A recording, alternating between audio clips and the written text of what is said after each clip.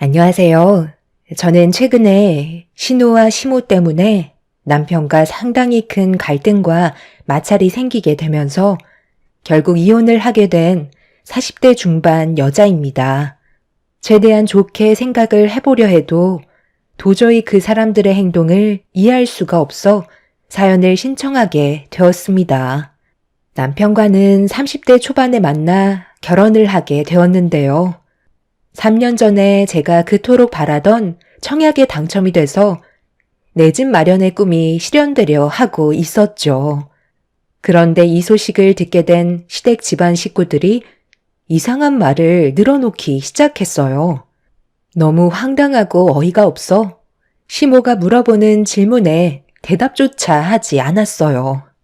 제가 아무런 반응이 없자 남편이 저를 툭툭 건들면서 시모가 물어보는 질문에 대답하라고 눈치를 주고 있었는데 왜 그렇게 해야 되는 건지 이해할 수 없어 남편을 노려봤지만 그런 저를 오히려 이상하게 쳐다보고 있었어요. 얘, 내 말 안 들리니? 너 청약에 당첨이 됐다면서. 너희들이 지금 살고 있는 집도 충분히 넓고 좋은데 굳이 거길 들어갈 필요는 없잖아. 그래서 나중에 입주할 때 내 딸도 그 시기에 맞춰서 결혼하면 딱 좋을 것 같아서 물어보는 건데 그게 그렇게 잘못된 거야? 대꾸도 안 할 정도로 기분이 상했니? 솔직히 기분이 좋지 않은 건 당연한 거잖아요. 입장을 바꿔놓고 생각을 해보세요. 요즘 청약이 있어도 내 집 마련하기가 쉬운 것도 아닌데 정말 신중히 결정하고 청약을 지원한 건데 그걸 왜 아가씨한테 넘겨줘야 하는지 이해가 안 돼서 아무 말도 하지 않고 있었는데 무슨 말을 듣고 싶으신 건데요? 제가 청약에 당첨이 된 거잖아요. 무슨 말을 하셔도 제 대답은 같을 수밖에 없어요. 지나가는 사람 붙잡고 얘기해 보세요. 어머님이 이상하다고 할걸요? 얘 말하는 것 좀 봐라. 그래서 지금 내가 부탁을 하는데도 받아들이기 싫다는 거야? 너희들은 젊었을 때부터 결혼해서 굳이 청약 필요 없어도 아무 집이나 들어가서 살 수 있을 만큼의 자본금이 있지만 내 딸 미연이는 결혼을 하고 싶어도 그쪽 집안도 준비가 덜 돼서 여러 가지로 어려움이 많은데 네가 어느 정도 양보만 해준다면 미연이도 결혼하는데 좀 더 여유롭게 생활할 수 있게 되는 거잖아. 가족이란 게 뭐야? 서로 어려울 때 도와주는 게 가족 아니니? 가족이요? 저희가 언제부터 가족 타령했었죠? 어머님, 말은 똑바로 하셔야죠. 저희가 지금 살고 있는 집 입주금이 좀 모자라서 그때 도와달라고 부탁하지 않았어요? 그런데 아가씨가 옆에서 자기 나중에 결혼할 때 필요한 자금이라면서 절대 빌려주지 말라고 난리 친 적 있었죠?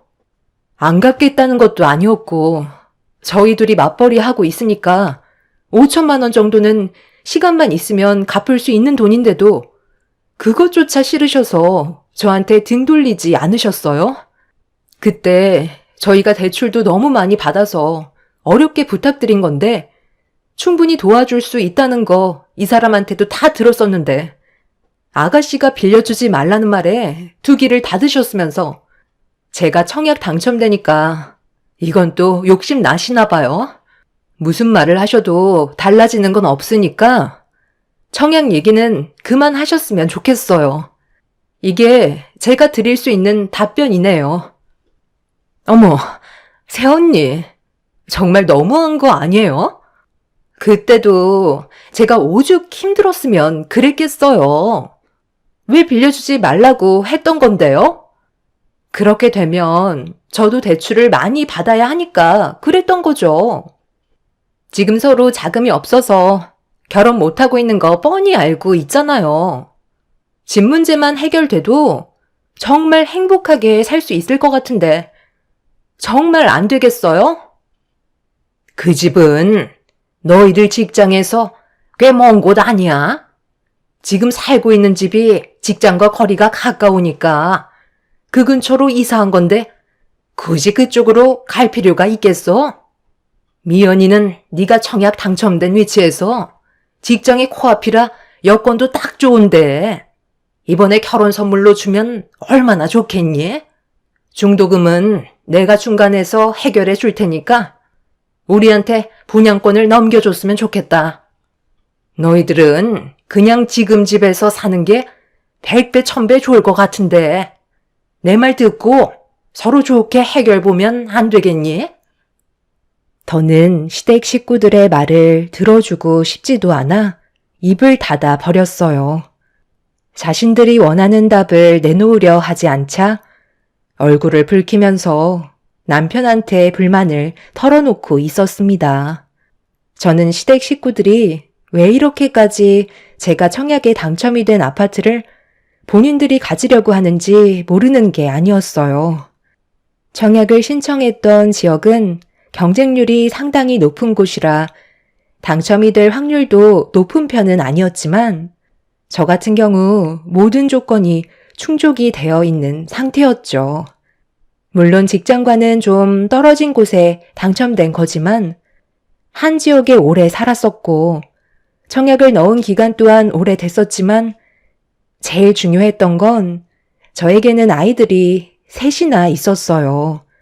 그래서 남들보다 조금은 유리한 조건에 속해 있었는지 간절하게 바랬던 청약에 당첨이 될 수 있었죠. 주변 사람들 말로는 10억 로또 청약에 당첨이 됐다곤 하지만 어차피 처분할 생각 없이 그 집에서 아이들과 평생 살아갈 생각을 가지고 있어서 저에게 그런 건 상관이 없었어요. 하지만 남편은 저와 다른 생각을 가지고 있었고 안 좋은 분위기로 집에 돌아왔을 때 남편의 한마디에 결국 부부싸움까지 이어지고 말았습니다. 그리고 그동안 쌓였던 불만들까지 전부 다 꺼내서 저에게 상처되는 말들을 쉬지 않고 뱉어대기 시작했어요. 아직 입주할 때까지 시간도 많이 남았는데 꼭 그렇게까지 얘기했어야 돼? 그냥 말로만이라도 생각해 보겠다고 하면 안 되는 거였어? 당신 때문에 지금 집안 분위기가 얼마나 안 좋아졌는지 알아? 지금 우리가 사는 이 집이 좁은 것도 아니고 5이 살기에도 적당한데 굳이 거기로 이사를 가야 되겠어? 우리 엄마 말처럼 결혼 선물로 줘도 되는 거잖아. 가족은 원래 그런 거야. 베풀면 그만큼 돌아오게 되어 있는 거라고. 그쪽이 워낙 청약 과열 지역이고 위치도 좋아서 로또 청약이라는 말이 나올 정도로 나중에 분양 금액이 상당할 거라는 말이 들려오는데 그건 그때 가봐야 알 수 있는 거 아니야? 당장 어떻게 되는 것도 아닌데 미연이랑 우리 엄마 마음 좀 편안하게 만들어주면 얼마나 좋아? 그 자리에서 5만 가지 인상 다 쓰고 사람 불편하게 분위기 조성하면 내 입장이 어떻게 되겠냐는 거야. 일단 그 자리에서는 좋게 얘기하고 나중에 나랑 따로 대화하면 될걸. 당신 때문에 우리 가족 전체가 상처받았잖아. 쓸데없이 청약은 왜 넣어가지고 사람 곤란하게 만들어야 되겠어? 내가 좋게 얘기할 거니까 당신은 그냥 가만히 입 다물고 있는 게 좋겠어. 뭐? 입을 다물고 있으라고? 당신 지금 나랑 장난해? 내가 그동안 힘들게 청약 넣고 이것저것 다 알아봐서 조사하고 당첨된 청약을 아가씨 결혼 선물로 주자는 게 말이 되냐고. 나는 우리 아이들이랑 좋은 집에서 살고 싶으니까 쓸데없이 괜한 말 하지 마. 그렇게 거기 살고 싶으면 본인이 청약 넣었으면 된 거 아니냐고. 그럼 알아. 추첨을 통해 당첨됐을지도 모르지. 확실하게 싫다는 의사 밝혔으니까 이제 그만 얘기해. 제가 잘못한 것도 없는데 저를 이상한 사람으로 몰아가는 남편도 이해할 수가 없었어요. 저와 아이들을 우선시 생각해야 되는 게 맞는 건데 남편은 시모와 신우의 말에 더 귀를 기울이고 있었죠. 신우가 결혼을 하고 싶어도 계속 결혼을 미루고 있었던 이유가 신우가 일하는 직장 근처로 집을 알아보고 있었는데 마땅치 않아서 계속 집 문제가 해결될 때까지 조금 더 시간을 가질 필요가 있다고 생각했던 것 같아요. 그런데 신우 직장 근처에는 집값이 상당한 가격으로 책정이 되어 있어서 여러 가지로 어려움을 겪고 있었습니다. 그렇다고 대출도 한계가 있었어요. 그러다 보니 결혼은 계속 미룰 수밖에 없었는데 제가 청약이 당첨되었다는 소식을 듣게 되자 신우가 당첨된 저희 집에서 살고 싶다는 말을 꺼내게 되었던 거죠. 시모도 신우가 결혼식을 계속 미루고 있다 보니까 신경이 많이 쓰여서 얘기한 것 같긴 하지만 상식적으로 누가 신우 결혼 선물로 청약이 당첨된 집을 넘겨주겠어요. 제가 살고 싶은 집인데 그걸 원한다는 것 자체가 말이 안 되는 거였죠. 하지만 시댁 식구들은 오히려 싫다고 반대하는 저를 이상하게 생각하고 있었습니다. 그때부터 남편과 저와의 사이에 금이 가기 시작했어요. 그리고 좀처럼 서로에 대한 감정을 좋게 해결할 수가 없었습니다. 이런 식의 갈등이 지속되기 시작하자 아이들이 보는 앞에서도 자주 싸우게 되는 모습을 보여주게 되면서 저희 가정은 점점 위태로워지고 있었습니다. 저는 그저 좀 더 좋은 환경에서 아이들을 키우고 싶은 마음에 청약을 신청했던 거고 남편도 괜찮을 것 같다고 해서 결정한 건데 전혀 예상하지 못한 일들이 눈앞에 펼쳐지니 어떻게 해결을 봐야 할지 모르겠더라고요. 가족들에게 축하를 받게 될 줄 알았지 분노를 사게 될 줄은 정말 꿈에도 몰랐습니다. 그렇게 냉기가 흐르는 관계 속에 불편함을 가지고 시모가 부르셔서 주말에 어쩔 수 없이 시댁에 들리게 됐는데 거실에 앉아있던 신우가 저를 노려보면서 한마디 툭 던지는 순간 들어오자마자 결국 저도 참아왔던 감정을 터뜨리고 말았어요. 어머, 가족은 생각은 하나도 안 하고 혼자만 잘 먹고 잘 살려는 이기적인 언니 왔어요? 엄마, 저는 이제 그만 나가요. 올케 언니 얼굴 보고 싶지가 않아서요. 아가씨, 지금 뭐라고 했어요? 아무리 불만이 좀 있어도 윗사람한테 그런 식으로 버릇없이 말을 하면 되겠어요? 내가 뭘 잘못했길래 이런 취급을 받아야 하죠? 너도 참, 틀린 말 한 것도 아닌데 왜 이렇게 흥분하고 그래? 오늘 확실하게 얘기 좀 해보고 싶어서 얼굴 좀 보자고 한 거다. 너 청약 당첨된 집에 들어가서 살 거니? 들어가서 살고 싶으니까 청약 신청한 거 아니겠어요? 똑같은 말 반복하고 싶지 않아요.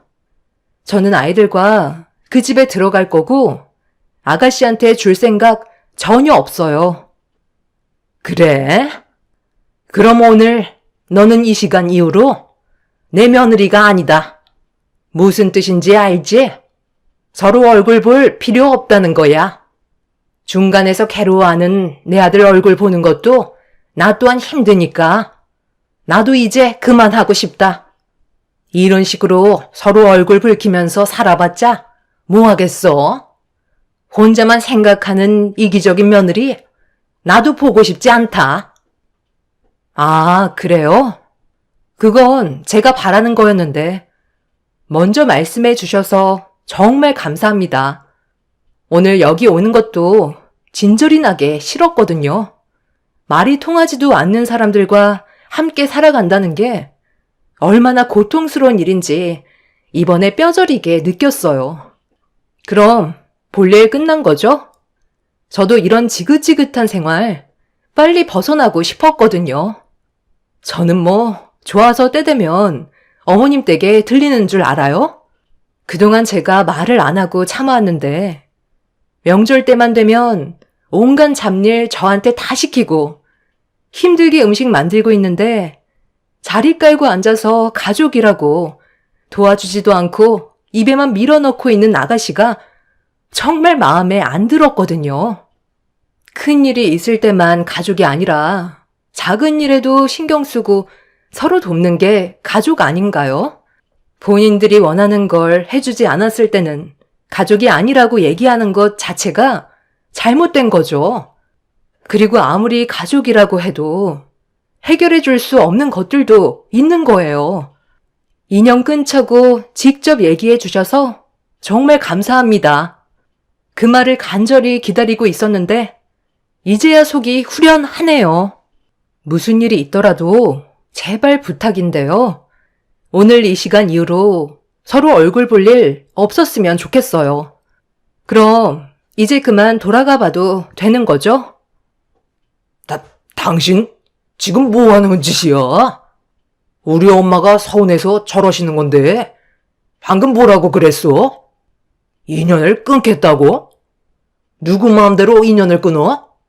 이런 식으로 행동하면 더욱더 안 좋아진다는 거 몰라? 설득하고 좋게 풀어나갈 생각은 안 하고 극단적으로 분위기를 이끌어가면 결국 상처만 남을 텐데 당신은 정말 우리 가족이랑 등 돌리고 살고 싶은 거야? 그렇게 되면 나와의 관계에서도 문제가 생길 테고 결국 우리 둘 또한 돌이킬 수 없는 길을 걷게 될지도 모른다고. 그걸 바라는 건 당신 어머님이랑 아가씨 같은데? 그리고 당신도 나랑 헤어지는 걸 원하는 거 아니야? 그래서 지금 이런 식으로 행동하는 거잖아. 청약 문제 때문에 지금까지 계속 서로 얼굴 붉히면서 지내고 있는데 당신은 지금까지 단 한 번도 내 편에 서준 적이 없었잖아. 팔은 안으로 굽는다고 아가씨랑 어머님 편에만 서 있었잖아. 내가 얼마나 지금 난처하고 당황스러운지 알아? 결혼 선물로 아파트를 준다는 게 말이 되냐고. 그렇게 원하면 여건되는 어머님이 어머님 짐 처분해서 해주시던가요. 그러고서 합가를 하시던 하세요. 저한테만 바라지 마시고 아가씨랑 결혼할 남자가 능력이 없으면 다른 남자를 물색하던가. 나처럼 계획을 하고 준비하면 차후에 청약에 당첨될 수 있게 될 텐데 왜 이렇게까지 억지를 부리는지 모르겠네. 차라리 우리 그만하자. 언제까지 이렇게 살 건데? 지금 상황에서 당신과 내가 좋은 관계를 유지할 수 있을 거라 생각해? 아이들을 생각해서 지금까지 참고 살아왔는데 이번만큼은 너무 납득이 되지 않은 모습들을 많이 봐서 그만하고 싶은 생각뿐이야. 당신도 우리의 관계에 대해 진지하게 생각해봐. 나는 지금 이렇게 사는 게 너무 지쳤어. 남편은 제가 하소연을 해도 들어주려 하는 것보단 이해할 수 없다는 표정을 보이며 알아서 하라고 되레 화를 내고 있었습니다.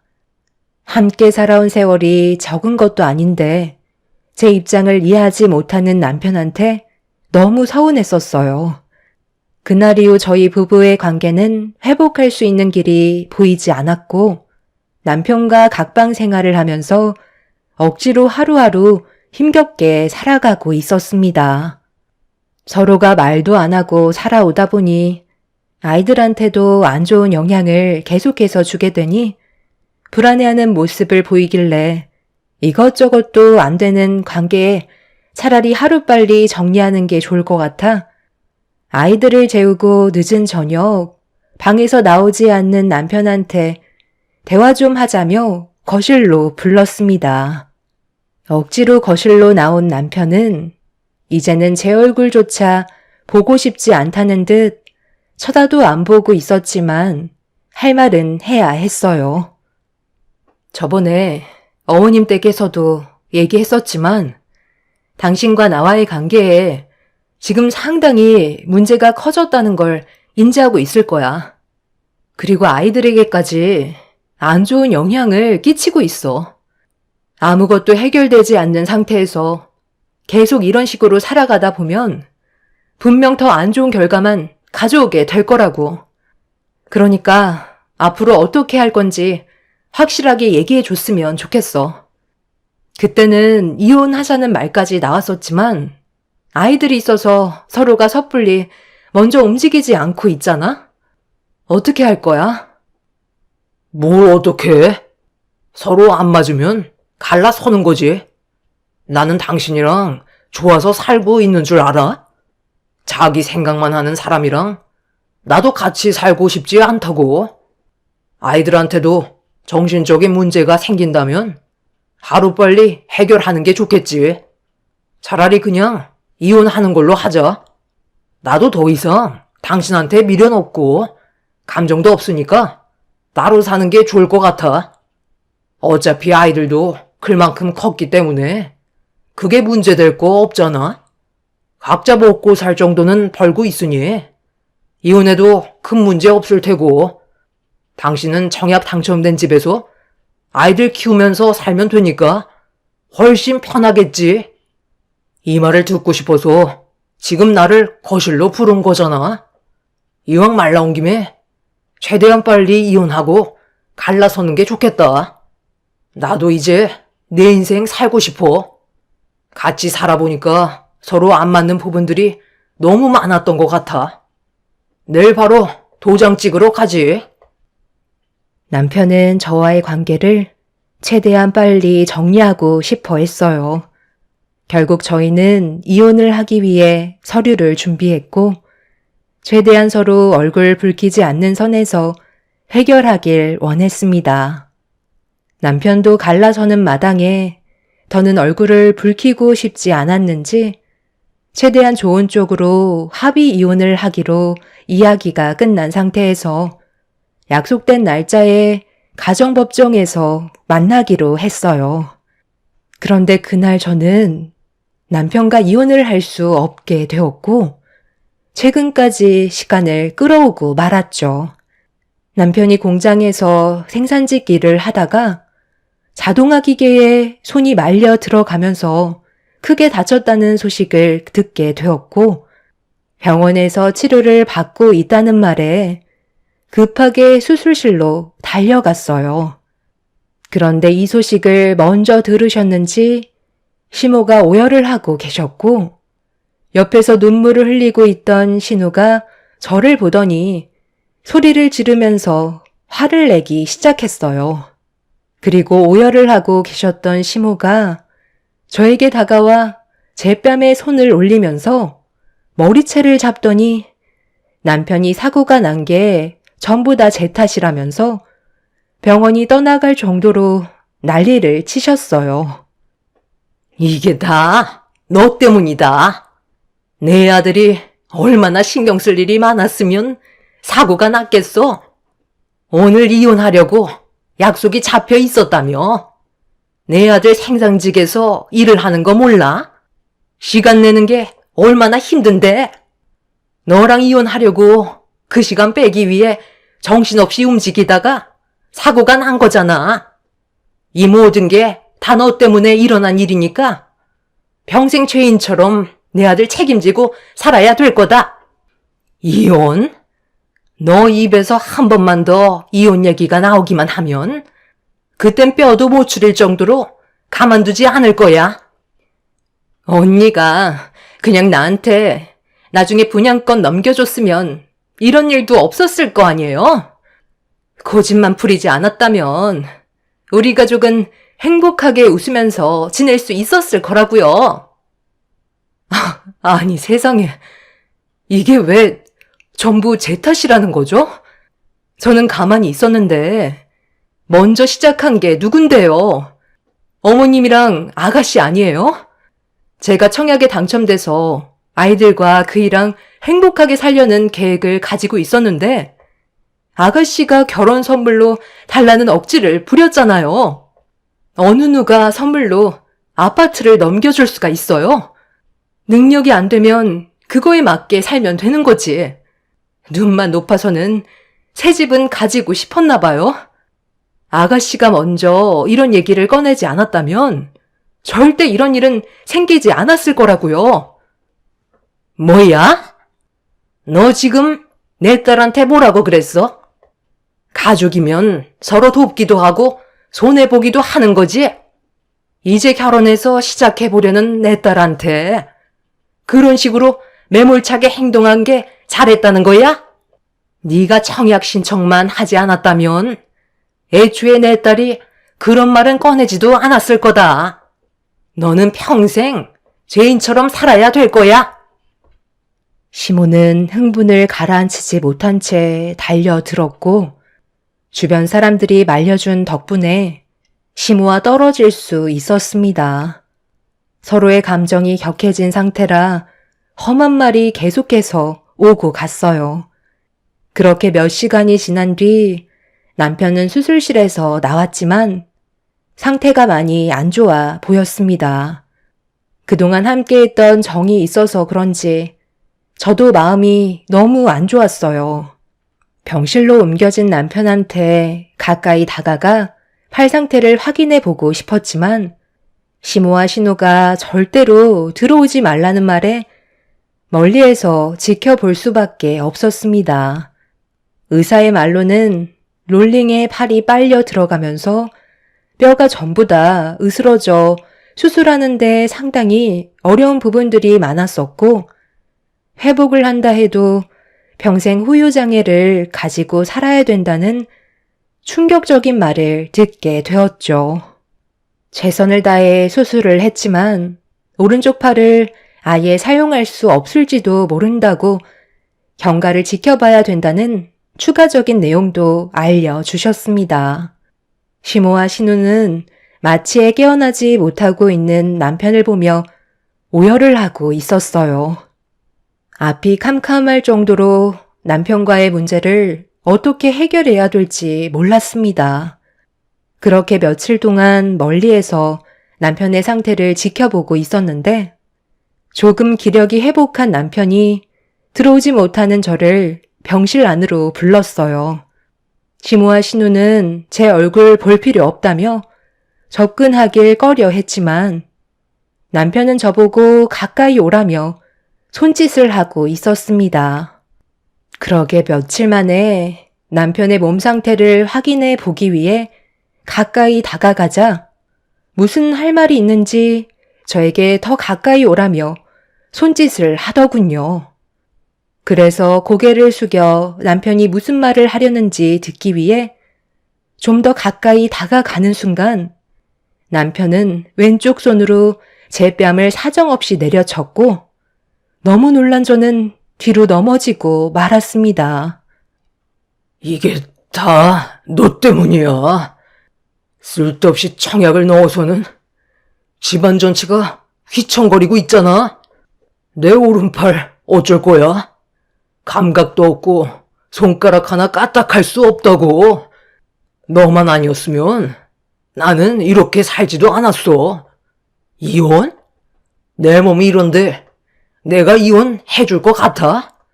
평생 당신 등에 빨대 꽂고 살 테니까 당신은 쥐 죽은 듯이 살아. 그리고 청약 당첨된 거 내 동생한테 분양권 넘겨줘. 알겠어? 그렇게 하지 않으면 평생 동안 당신을 못 살게 굴 거고 살고 싶지 않을 만큼 괴롭게 만들 테니 각오해. 남편한테 뺨을 허용하게 된 순간 모든 것들이 무너져 내렸어요. 하지만 남편의 말대로 제가 괜히 청약을 넣어서 이런 안 좋은 상황까지 오게 된 것 같아 죄책감에 아무 말도 할 수가 없었습니다. 남편은 한쪽 팔을 움직이기 위해 끊임없이 재활 치료를 했었지만 노력을 해도 팔은 좀처럼 돌아오지 않았고 손가락 하나 까딱하지 않자 의사는 평생 장애를 겪고 살아야 한다는 진단을 내리게 되었어요. 이렇게 된 게 저에게도 책임이 있는 것 같아 이혼은 생각조차 못하고 있었어요. 그리고 남편한테 온갖 시달림을 당하면서 힘겹게 살아오고 있었죠. 남편의 팔에 문제가 생기게 되면서 집에서 단 한 번도 나가지 않던 남편은 자신의 팔을 보며 현실을 받아들이지 못했고 그런 아픔을 잊어버리기 위해 술에 의존해 오면서 살아가고 있었습니다. 그리고 아이들을 대하는 행동들 또한 심각할 정도로 거칠어져서 안전을 위해 친정에서 아이들을 돌보며 힘겨운 삶을 살아가고 있었어요. 그렇게 힘겨운 날들을 버티면서 지내오다 보니 어느새 청약에 당첨된 아파트 입주날이 다가오자 시댁 식구들은 기회를 놓치지 않고 저에게 당연하다는 듯 요구를 하기 시작했어요. 약속대로 내 동생한테 분양권 넘겨줘. 그리고 언제까지 아이들은 장모님 집에 놔둘 거야? 당장 애들 데려오지 못해? 당신이 그런 행동이 아이들과 나와의 사이에 문제를 더 키우는 거라고. 내 팔에 대한 값으로 동생한테 주기로 한 거니까 더 이상 토 달지 말고 분양권 넘겨줘. 알겠어?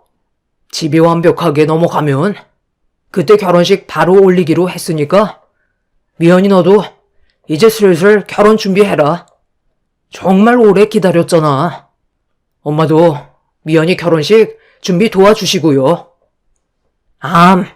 그런 건 걱정하지 마라. 엄마가 다 알아서 할 테니까 너는 몸이나 신경 써. 부동산에도 매물들이 꽤 나왔더구만. 벌써 분양가가 10억 넘게 잡혀 있던데. 저는 그렇게 할 수 없을 것 같아요. 그 집에서 살고 싶은 마음 없어요. 그래서 저도 부동산에 내놨어요. 제가 청약 당첨된 집인데 들어가지도 못하고 온갖 욕은 다 얻어먹으면서 지금까지 살아왔는데 아가씨한테만 좋은 일 시키는 거잖아요. 차라리 그냥 다른 집에서 사는 게 좋겠어요. 그 집은 원하시면 부동산에서 알아보세요. 매물 많이 나왔다면서요. 저희 집도 처분하려고 내놨으니까 제대로 된 절차 밟으셔서 금액 지불하시고 들어가시면 되겠네요. 너 지금 뭐 하자는 거야?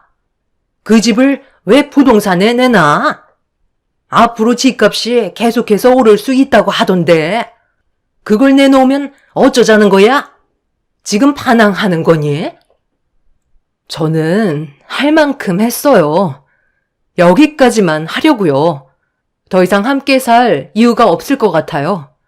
이 사람은 맨날 술만 먹고 집안은 전부 다 던져 부수고 아이들한테 본이 되는 모습조차 안 보여주고 있는데 뭐하러 붙어 살아야 되는 거죠? 본인이 작업 부주의로 사고 난 걸 왜 제 탓으로 돌리는 거예요? 지금까지 붙어 있었던 건 확실한 이혼 절차를 밟기 위한 계획이었어요. 며칠 전에 변호사를 만났는데 남편과는 이혼하는 게 좋을 것 같다고 하더라고요. 아이들의 안전을 위해서라도 그렇게 하는 게 더 큰 사고를 막을 수 있는 방법이라고 알려주셨어요. 집안의 가장이 무력을 앞세우면 되겠어요? 그동안 함께해왔던 정이 있으니까 불쌍해서 지금까지 버텨준 것뿐이네요. 이혼 소송 준비할 테니 불만 있으시면 똑같이 소송하시면 될 것 같아요. 그럼 저는 먼저 일어나 보도록 하겠습니다. 남편은 뭐 하는 짓이냐고 저에게 소리를 질렀고 시모와 신우 또한 난리를 쳤지만 저는 이미 마음을 굳혔기 때문에 더 이상 시간을 끌고 싶지 않았습니다. 남편이 팔을 다쳤을 때 정말 저 때문에 일어난 일인 것 같아 미안한 마음 때문에 옆에 잠시 머물러주면서 정상적인 생활이 가능하게끔 재활치료를 도와주고 싶었지만 남편은 살고자 하는 의지가 보이지 않았어요. 3년이라는 시간 동안 저를 너무 힘들게 만들었었죠. 아이들 또한 아빠가 무섭다며 얼굴조차 보려 하지 않는데 더 이상의 가족이 무슨 소용이 있겠어요. 그래서 다시 한번 이혼을 결심했고 저는 이혼 소송으로 남편과의 관계를 끝낼 수 있었습니다. 뒤늦게야 시모는 본인이 남편을 걷어들여야 한다는 걸 알게 되면서 저에게 미안하다고 다시 예전처럼 좋은 관계를 유지하고 싶다고 했지만 이미 더 이상 돌이킬 수 없는 강을 건넜기 때문에 미련조차 두지 않았어요. 그렇게 저는 현재 아이들과 부모님 집 근처에 자리를 잡아 살고 있습니다. 청약 당첨이 돼서 좋은 집에 입주하고 싶은 꿈이 무너졌지만 그 집에 억지로 들어가서 산다 해도 저에게 안 좋은 기억만 계속해서 떠오를 것 같아 처분할 생각을 할까 합니다. 저와 부모님이 도와주셔서 힘들게 중도금을 납부하는 동안 남편은 단 한 번도 집에 대한 기여도를 한 적도 없었을 뿐더러 도와주지도 않았기 때문에 그 집은 온전히 제 몫이라 이혼을 하면서 그동안 함께 벌어 모았던 돈에 대해서만 재산 분할을 하게 되었어요. 제가 처분하려 하자 부모님께서는 청약 당첨된 집을 너무 이르게 처분하는 걸 수도 있으니 일단 가지고 있는 게 좋을 것 같다는 의견을 주셨어요. 더 많은 시세 차익을 올릴 수 있을 것 같다고 해서 어떻게 할지 고민 중이네요. 지긋지긋했던 시댁 생활 청산했으니 앞으로 저희 가족에게는 좋은 일들만 펼쳐졌으면 좋겠어요. 제 사연 들어주신 분들 감사합니다. 안녕하세요. 저는 경기도에 살고 있는 40대 여성이에요. 제가 이런 글을 쓸 줄은 정말 몰랐는데 저도 이런 글을 쓰는 날이 오더라고요. 전 유복하진 않지만 화목한 가정에서 자랐죠. 없이 자랐어도 부모님은 항상 저희가 기죽지 않게 늘 신경 써 주셨어요. 그래서 저와 제 동생은 언제나 웃음을 잃지 않고 살아갔었죠. 지금 생각해도 부모님께 얼마나 감사한 줄 몰라요. 본인들 힘드셨을 텐데 자식들 기 세워주느라고 하고 싶은 걸 뭐든 다 하게끔 해주셨으니까요. 저희 아빠는 건물 관리인을 하고 계셨어요. 월급이 많지는 않지만 특유의 성실한 마음으로 밤에는 대리운전도 스스럼 없이 하셨죠. 전 그런 아빠가 매우 존경스러웠고요. 그런 존경스러운 마음을 가지고 지내던 어느 날 우연히 소개팅으로 만나게 된 남자친구, 지금의 남편과 마음이 맞아 결혼을 준비하게 되었어요. 전 학교 다닐 때 공부를 열심히 했었고 부모님이 뒷바라지를 열심히 해주셨기 때문에 지금은 대기업 연구원으로 일을 하고 있어요. 남편도 같은 회사는 아니지만 저와 비슷한 계열에서 근무를 하고 있었고요. 아무래도 같은 분야에서 일을 하다 보니까 공감대 형성이 잘 되는 것도 있어서 빨리 결혼을 준비하게 된 계기도 있었죠. 우리 지금 이렇게 연봉도 비슷하고 하니까 조금만 더 노력하면 대출 없이 집도 준비할 수 있겠다. 경기도 외곽이니까 그렇게 비싸진 않을 거야. 어떻게 생각해? 이래서 끼리끼리 만나야 하나 봐. 너랑 나랑 만나니까 모든 일사천리로 일이 진행되는 것 같아. 그러게. 뭐 하나 어긋나는 거 없이 이렇게 일이 잘 진행되니 너무 좋긴 하다. 부모님한텐 언제 인사드릴까? 하루라도 빨리 인사드려야지. 그래야 결혼을 준비하지. 아마 부모님도 너 보면 정말 좋아할 거야. 내심 엘리트 며느리 보길 바라시는 분들이거든. 너무 이렇게 말해서 자기가 좀 부담스러울래나? 그래도 진짜로 아마 좋아하실 거야. 에이, 나야 좋게 봐주시면 감사하지. 그래, 그럼 이번 주 내로 오빠네 먼저 인사 가자. 그리고 다음 주는 우리 집 인사 오고. 그렇게 일사천리로 결혼이 진행되는 줄 알았죠. 서로 결혼을 준비하는 데 있어서 아예 문제가 되지 않았거든요. 처음 시부모님에게 인사를 가던 날 시부모님도 참 저를 좋아하시더라고요. 아무래도 남편과 같은 계열 쪽에서 일을 하다 보니 그 점을 높게 사신 것 같았어요. 공부도 많이 한 것 같고, 우리 진우랑 아주 잘 어울리네. 아마 그쪽 분야엔 여자들이 많이 없다고 하던데, 맞나? 아, 네. 뭐 아무래도 제가 공대 출신이라서 여자들보다는 남자들이 더 많긴 하죠. 직접적으로 근무하는 분야도 그렇고요. 그래도 요샌 여성 비율이 많아져서 거의 반반인 걸로 알고 있어요. 오빠랑도 일적인 부분에서 말이 잘 통해서 좋기도 하고요. 어머, 그렇다니까.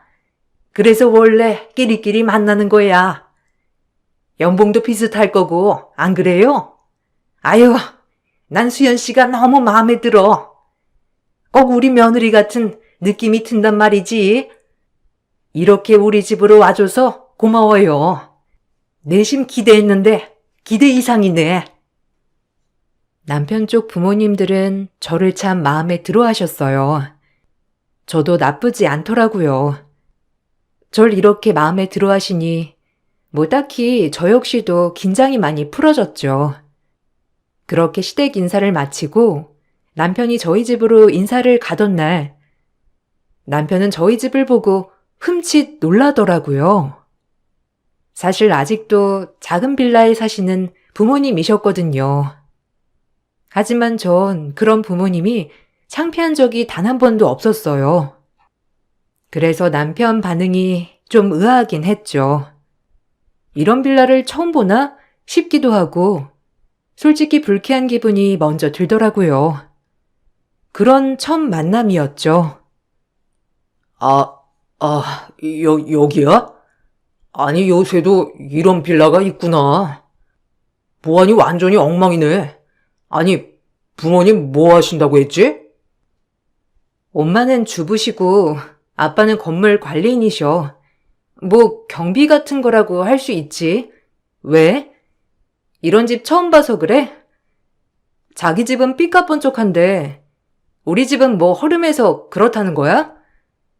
나 살짝 기분 나쁘려고 한다. 그게 중요한 거야, 오빠는? 이해 안 가, 정말.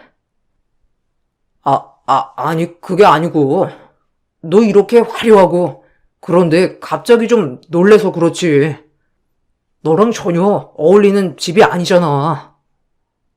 어울리는 집은 뭐고 안 어울리는 집은 뭐야? 우리 엄마 아빠 여유는 비록 없으시지만 남한테 손가락 받을 만한 짓 하신 적 없고 나랑 내 동생 엄청 훌륭히 키워내신 분들이야. 자기 그런 식으로 말할 거면 돌아가. 나 기분 너무 나쁘다 정말. 제가 남편에게 기분 나쁘다고 얘기하자 남편은 그런 게 아니라며 오해를 풀라고 하더군요. 그리고 저에게 미안하다고 하며 빨리 집에 들어가자고 했어요. 저도 너무 예민했던 것 같으니 그냥 알겠다고 하고 집으로 인사를 들어갔죠. 저희 엄마는 큰딸이 결혼할 사람을 데리고 온다고 하니 상다리가 부러지게 밥상을 차려 내오셨습니다. 아빠도 기분이 좋은지 싱글벙글이셨고요. 아유, 반갑네요. 우리 딸이 이렇게 남자친구라고 데려온 게 처음이라 너무 기특하기도 하고 이상하기도 하고 그러네. 안녕하세요. 김진우라고 합니다. 수연이한테 말씀 많이 들었어요.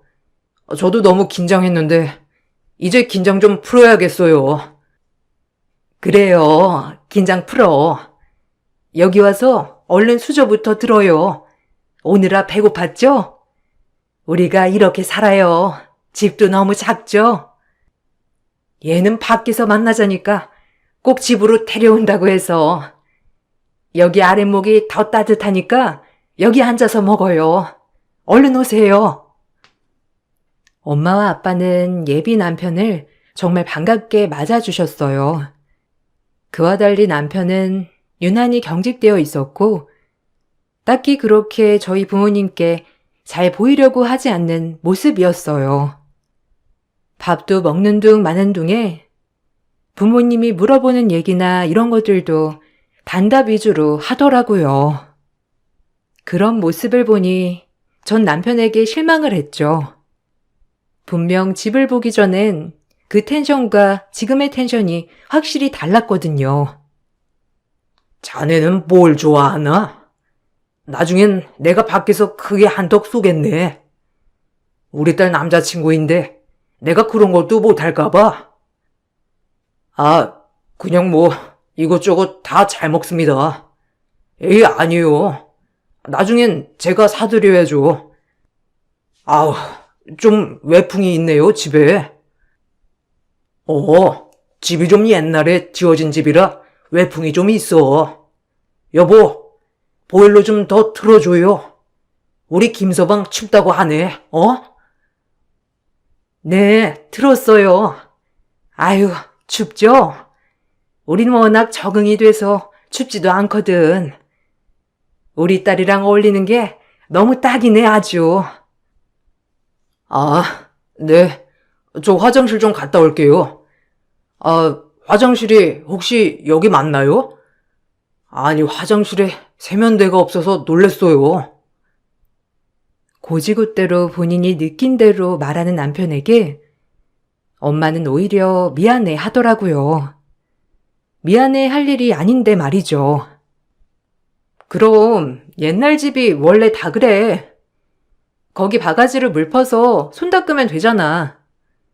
원래 옛날엔 다 이러고 살았어. 손 닦아 그걸로.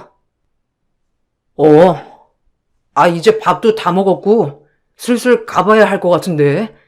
늦기도 했고. 그럼 저 가보겠습니다. 나중에 또 뵐게요.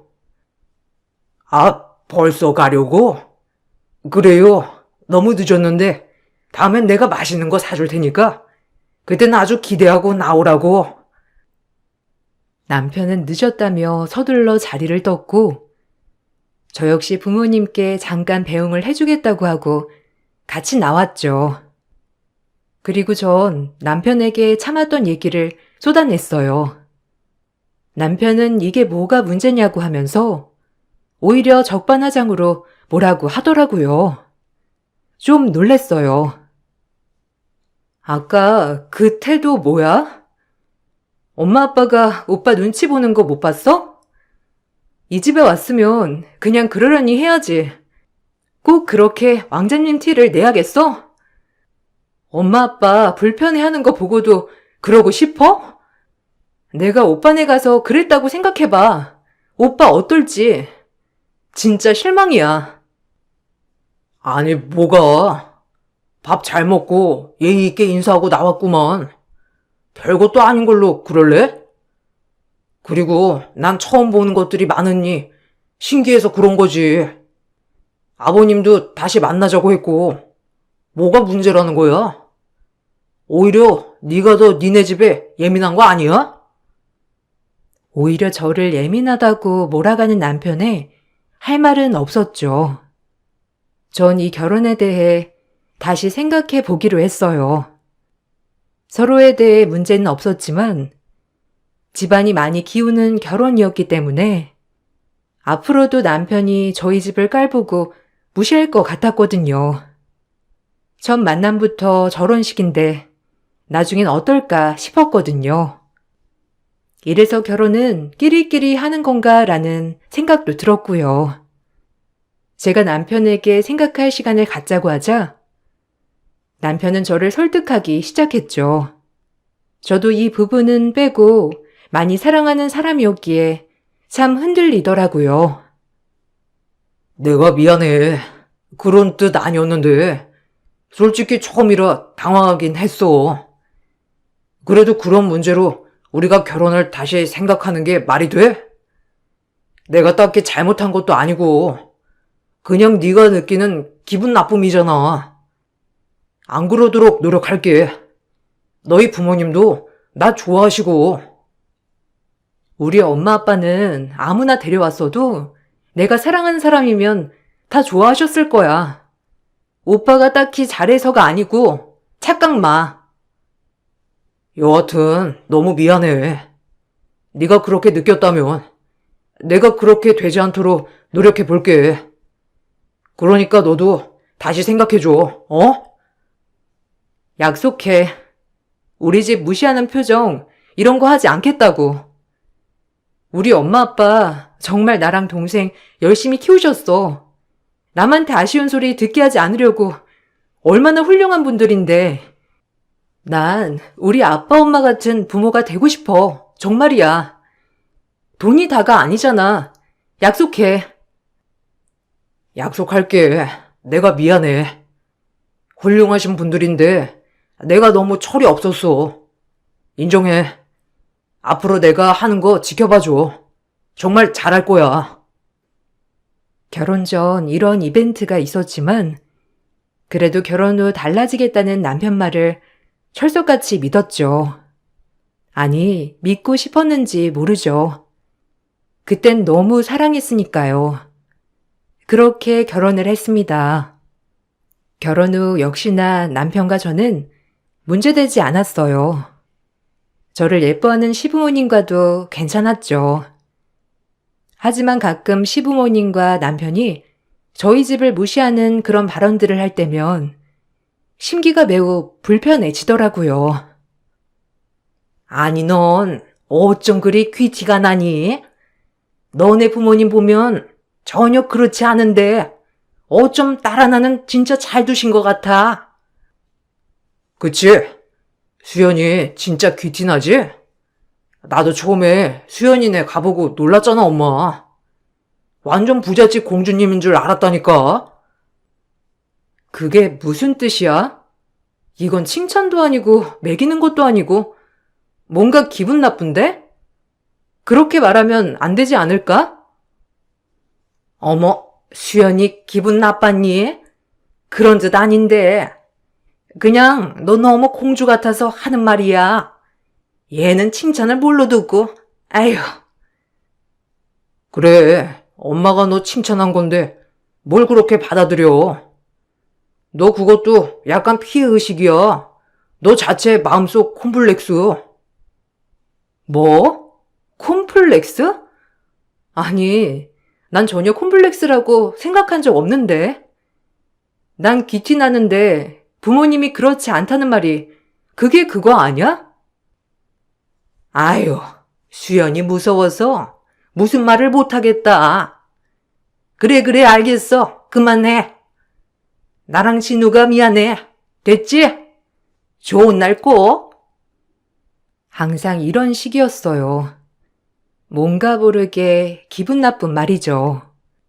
저에게 딱 기분 나쁘게 하시진 않지만 애들러 친정과 이 집이 차이가 많이 난다는 식으로 늘 말씀하셨거든요.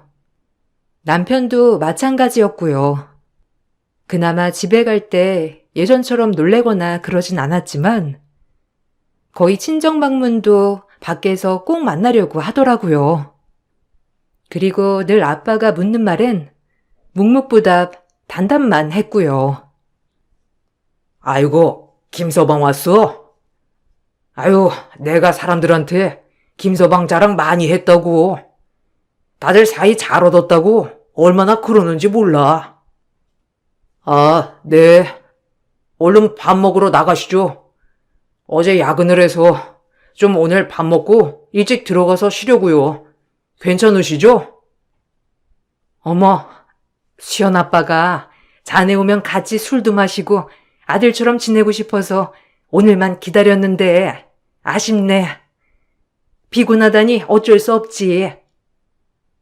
아빠, 내가 있잖아. 내가 술친구 해줄게요. 항상 술친구는 나랑 했으면서 뭘 그래. 자긴 먼저 가. 피곤하다고 했으니까. 그래, 네가 해주면 되겠네. 전 술은 별로라요. 수연이랑 마시면 되겠네요. 그리고 자꾸 술 권하지 마세요. 불편하니까. 남편이 저렇게 단호하게 딱 잘라 말하는 걸 보고 정말 어처구니가 없었죠. 말을 해도 꼭 저런 식으로 한다는 게 진짜 밉더라고요. 제가 남편에게 먼저 가라고 하자 남편은 당황하더라고요. 그리고 별말이 없더라고요. 제가 남편에게 이렇게 얘기하자 엄마는 오히려 남편 눈치를 보시며 저보고 같이 집에 가야 한다고 하셨어요. 항상 이런 식이었죠. 본인은 절대 우리 집을 무시한다고 하진 않았지만 언제나 저렇게 저희 부모님 눈치 보게 하는 건 변하지 않더라고요. 이런 게 쌓이다 보니 싸움이 잦아졌고요. 아니, 거봐. 당신은 안 변했다니까? 내가 모를 줄 알아? 당신은 우리 집만 오면 그 표정이야. 그런데도 무시한 게 아니라고? 내가 미쳤지. 그 말을 믿고 결혼한 게. 야근하고 시댁은 뻔질나게 드나들면서 우리 집 오는 건 피곤해? 그럼 왜 왔어? 애초에 나 혼자 오게 내버려두지. 이럴 거면 따로 다녀. 나도 자기 이런 모습 보는 거 너무 불편하니까. 우리 아빠 엄마가 우스워? 그래서 그래? 아니, 내가 뭘 어쨌다고 그래. 피곤하니까 그런 거지. 그리고 밖에서 밥 먹기로 한 거였고, 굳이 내가 집에 들어가야 해? 난 그 집 불편하다고. 소파도 없고 바닥에 앉아서 옹기종기. 바닥에 안 앉아봤다니까. 내가 너한테도 말했잖아. 그래서 그런 거라고.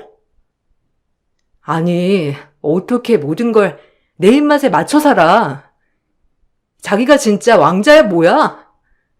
자기네 집이랑 뭐 얼마나 차이 난다고 그러는 거야 정말. 자기처럼 그러는 게 진짜 못 배워먹은 거 알아? 됐다, 말을 말자. 누가 누굴 탓해? 내 발등 내가 찍은 거지. 말을 말자, 짜증나니까. 넌 거기서 살고 자랐으니 모르겠지. 난 싫다고. 화장실도 불편하고. 아니, 이사는 왜 안 가시는 거야? 이해가 안 가네, 진짜. 친정만 갔다 오면 남편에게 불만이 쌓여만 갔어요. 그리고 아빠의 항상 머쓱한 모습을 보면 제가 다 미안했죠. 하지만 아빠는 오히려 저희 사이가 안 좋아질까봐 늘 저희 걱정을 먼저 하시는 그런 분이었어요. 얼마나 마음이 안 좋던지. 못난 딸 때문에 아빠가 그런 감정을 느끼시는 게 정말 죄송하더라고요. 다 모든 게 저 때문인 것 같아서 말이에요. 속상했죠. 김서방한테 너무 뭐라고 하지 마라. 피곤하면 그럴 수도 있지 뭐. 혹시나 집에 가서 싸우거나 그럴까봐 걱정이야. 너 항상 표정이 안 좋아서 아빠가 네 성질 모르는 것도 아니고 엄마랑 항상 너희 가면 걱정만 한다. 그러니까 그냥 그러려니 해. 아니야, 아빠. 김서방이 컨디션이 많이 안 좋아서 그런 거니까 이해해줘요. 미안해. 다 내가 못나서 그렇지 뭐. 아, 뭐가 미안해. 네가 뭐가 못나. 아빠의 이렇게 자랑스러운 딸인데 너랑 수미 진짜 아빠의 자랑이다. 알겠지? 행여라도 그런 생각 마라. 다 아빠가 부족해서 그런 거지. 김서방이야 뭐 깔끔하게 자란 사람이니 이런 집이 싫을 수도 있지. 오히려 아빠가 먼저 이런 식으로 얘기해주니 마음이 안 좋더라고요. 그럴 무렵 전 임신 사실을 알았어요. 너무 놀라기도 했고 내가 부모가 된다니 이런 생각에 혼란스러웠어요. 남편은 그 외적으로는 참 저와 잘 맞는 사람이었기에 아이가 생겼다는 걸 정말 좋아했어요. 시부모님과 친정부모님도 마찬가지였고요. 그렇게 행복한 임신 생활이 시작되었어요. 제가 임신을 하고 나니 스트레스를 받으면 안 되는 걸 알았는지 오히려 저희 집에 잘하려고 애쓰더라고요.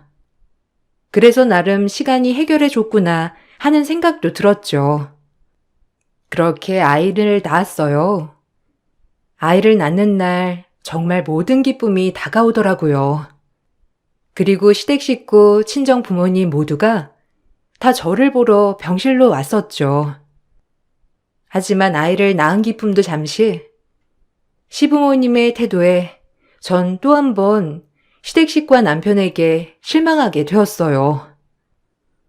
어머, 아가야, 축하해. 이렇게 예쁜 아기를 낳다니. 너랑 진우 판박이다. 완전 어쩜 이렇게 반반 닮았는지 너무 예뻐. 아, 그러게. 내가 뭘 해주면 될까? 우리 첫 손주한테 그게 한턱 선물해야지, 안 그래? 세아가 뭐 갖고 싶은 거 없니? 에이, 아니에요. 말씀만으로도 감사해요. 그냥 아이 나중에 많이 예뻐해 주세요, 아버님. 그거면 충분해요. 감사합니다. 어머, 사돈댁들 오셨어요? 아이가 너무 예쁘죠? 우리 진우랑 세아가 꼭 닮았더라고요. 아니, 근데 사돈어른은 일 끝나고 바로 오셨나 봐요. 옷이 좀 그러네. 그거 경비옷 맞죠? 아니, 그래도 여기 오는데 옷은 좀 갈아입고 오시지. 자랑도 아닌데. 아, 죄송합니다. 급하게 또 소식 받고 오느라고. 제가 너무 주체할 수 있어야지요. 실례가 됐다면 죄송하네요. 아니, 뭐가 실례야, 아빠. 바쁘면 그럴 수도 있지. 그리고 옷이 뭐가 어떻다고 일하고 오신 건데, 더러운 옷도 아닌데. 아, 그래도 여기 식구가 몇 명인데 경비 옷은 좀 그렇지, 자기야. 자랑도 아닌데. 여하튼 장모님, 장인어른 와주셔서 감사해요. 전 남편과 시어머니의 말이 기분이 너무 나쁘더라고요.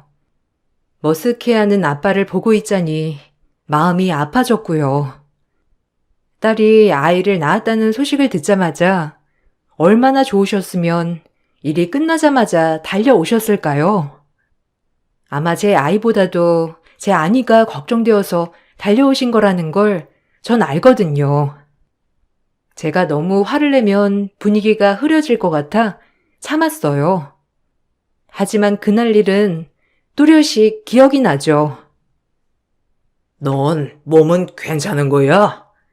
제일 중요한 게 산모 몸인데. 네가 건강하면 다 됐어. 그걸로 충분하지 뭐. 먹고 싶은 건 없고. 아니야, 아빠. 난 괜찮아. 먹고 싶은 것도 아직 생각 안 나네. 이렇게 와줘서 너무 고마워요. 좀 앉아 있어요. 왜 아빠만 서 있어? 아니야, 아니야. 난 괜찮아. 너 괜찮은 거 봤으니 우린 이제 가야겠다. 얼른 쉬고 사돈 어른들이랑 얘기도 많이 나눠. 아빠는 제 몰골만 확인하시고 안심 후 돌아가셨죠. 아무래도 시댁에서 옷 가지고 눈치를 주니 그냥 돌아가신 듯 했어요. 얼마나 마음이 안 좋던지 아이를 안고 좋아하는 시부모님들도 참 얄미워 보이더라고요. 그러던 중 시아버지가 정년이 되어 퇴직을 하게 되었죠. 전 그래도 한평생 회사에 몸바친 아버님을 위해 감사패와 꽃다발을 맞춰 주문을 했어요. 하지만 남편은 평생을 고생하신 아버님에게 차 한 대를 사드리고 싶다고 하더라고요. 뭐 여기까진 제가 이해했습니다. 부모님 은혜를 아니까요. 아빠 퇴임식 때 차 한 대 뽑아 드리려고 해. 그래도 평생을 달려오신 분인데 이제 새 차 끌고 꽃길 달리시라고. 어때? 괜찮지. 그렇게 고생하셨는데 차 한 대 뽑아드리면 되게 좋아하시겠다. 그래, 적당한 차로 알아봐요. 난 괜찮으니까. 그랜저 정도면 되려나? 어른들 노후에 그 정도 차는 끌고 다니시던데. 내일 알아보러 가야겠다. 남편은 그 자리에서 바로 차를 알아보러 나갔고, 그렇게 아버님 퇴임 기념 선물로 6천만 원짜리 그랜저 차량을 선물해 드렸어요. 아버님은 너무 놀라셨고 얼마나 좋아하시던지 그 얼굴이 참 선명하더라고요. 저 역시도 좋아하시는 모습을 보니 너무 좋았고요. 아이고, 이 차를 내가 정말 받아도 돼? 이제 아이 낳으면 돈 들어갈 일 많을 텐데 어떻게 차를 이렇게 사줬어? 어머, 우리 아들 며느리 너무 고마워. 아빠 그나마 차 바꾸고 싶어 했는데 그 마음을 어떻게 알고? 아유, 고마워. 내가 이거 두고두고 우리 친구들한테 자랑해야지. 이런 아들 며느리 봤냐고. 고맙다. 기분이다. 오늘 내가 쏜다. 아버님은 그랜저 차량을 받으시는 걸 알고는 정말 기분이 좋아 보이셨죠. 그렇게 그날은 행복한 하루였어요. 그러던 중 저희 아빠도 시아버지와 나이가 비슷했기 때문에 아빠도 마찬가지로 퇴임을 하게 되는 날이었죠. 전 어떤 선물을 할까? 그래도 고생한 우리 아빠에게 무슨 선물을 해드리면 좋을까? 정말 시아버지한테처럼 좋은 차 한 대를 선물해드릴까 하는 생각을 했어요. 자기야, 아빠도 곧 퇴임이시잖아. 아빠도 차 한 대 뽑아드리려고 하는데 어떻게 생각해? 적당한 가격으로 알아볼게.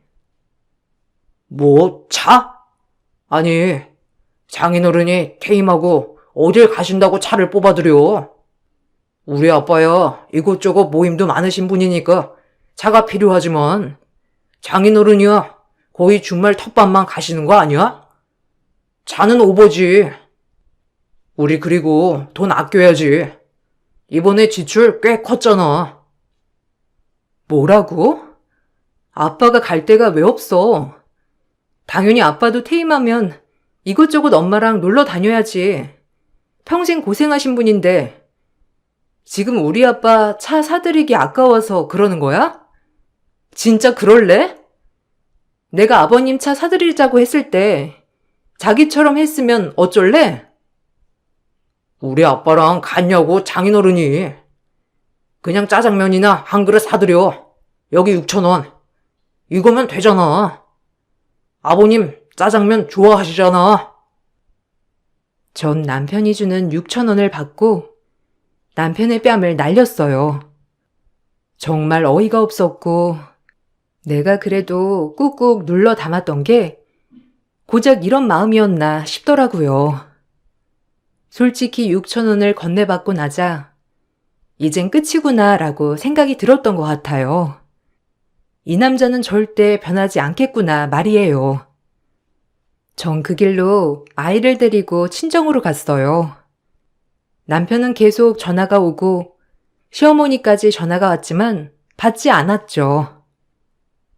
아니, 어찌 된 일이야? 김서방은 어쩌고 이렇게 와도 되는 거야? 무슨 일이야, 정말? 너희 잘 살아야 하는데. 나 이혼할 거야. 그 남자랑 못 살아. 그동안 많이 참았어요. 아빠, 엄마 너무 미안해. 그 사람이 아빠, 엄마 무시하는 거 더 이상 못 보겠어. 미안해요. 내가 애초에 잘 선택했어야 했는데 어리석었지 뭐. 정말 미안해, 아빠, 엄마. 이렇게밖에 못 살아서. 제가 엄마, 아빠 앞에 꺽꺽거리면서 울자 아빠는 절 조용히 안아주셨죠. 제 마음을 다 아는 것처럼 말이에요. 더더욱 죄송했어요. 아빠도 알고 계셨겠죠. 자기가 본인을 무시한다는 걸 말이에요. 하지만 그저 딸이 잘 살기만을 바랐던 아빠는 그동안의 모든 것을 눌러 담으신 거죠. 그래서 더 마음이 안 좋았어요. 전 아이 아빠랑 이혼하기로 다짐을 하였고 모든 걸 준비해 나가기 시작했습니다. 그러던 중 아빠는 할 일이 있다며 시아버지 차량이 언제 나오냐고 여쭤보더라고요. 그래서 제가 아는 출근날을 말씀해 드렸어요. 정확히 출근날. 알겠다. 아빠가 할 일이 있어서 그래. 넌 잠자코 있어 그냥. 아이만 생각해 지금은. 다른 거 신경 쓰지 말고.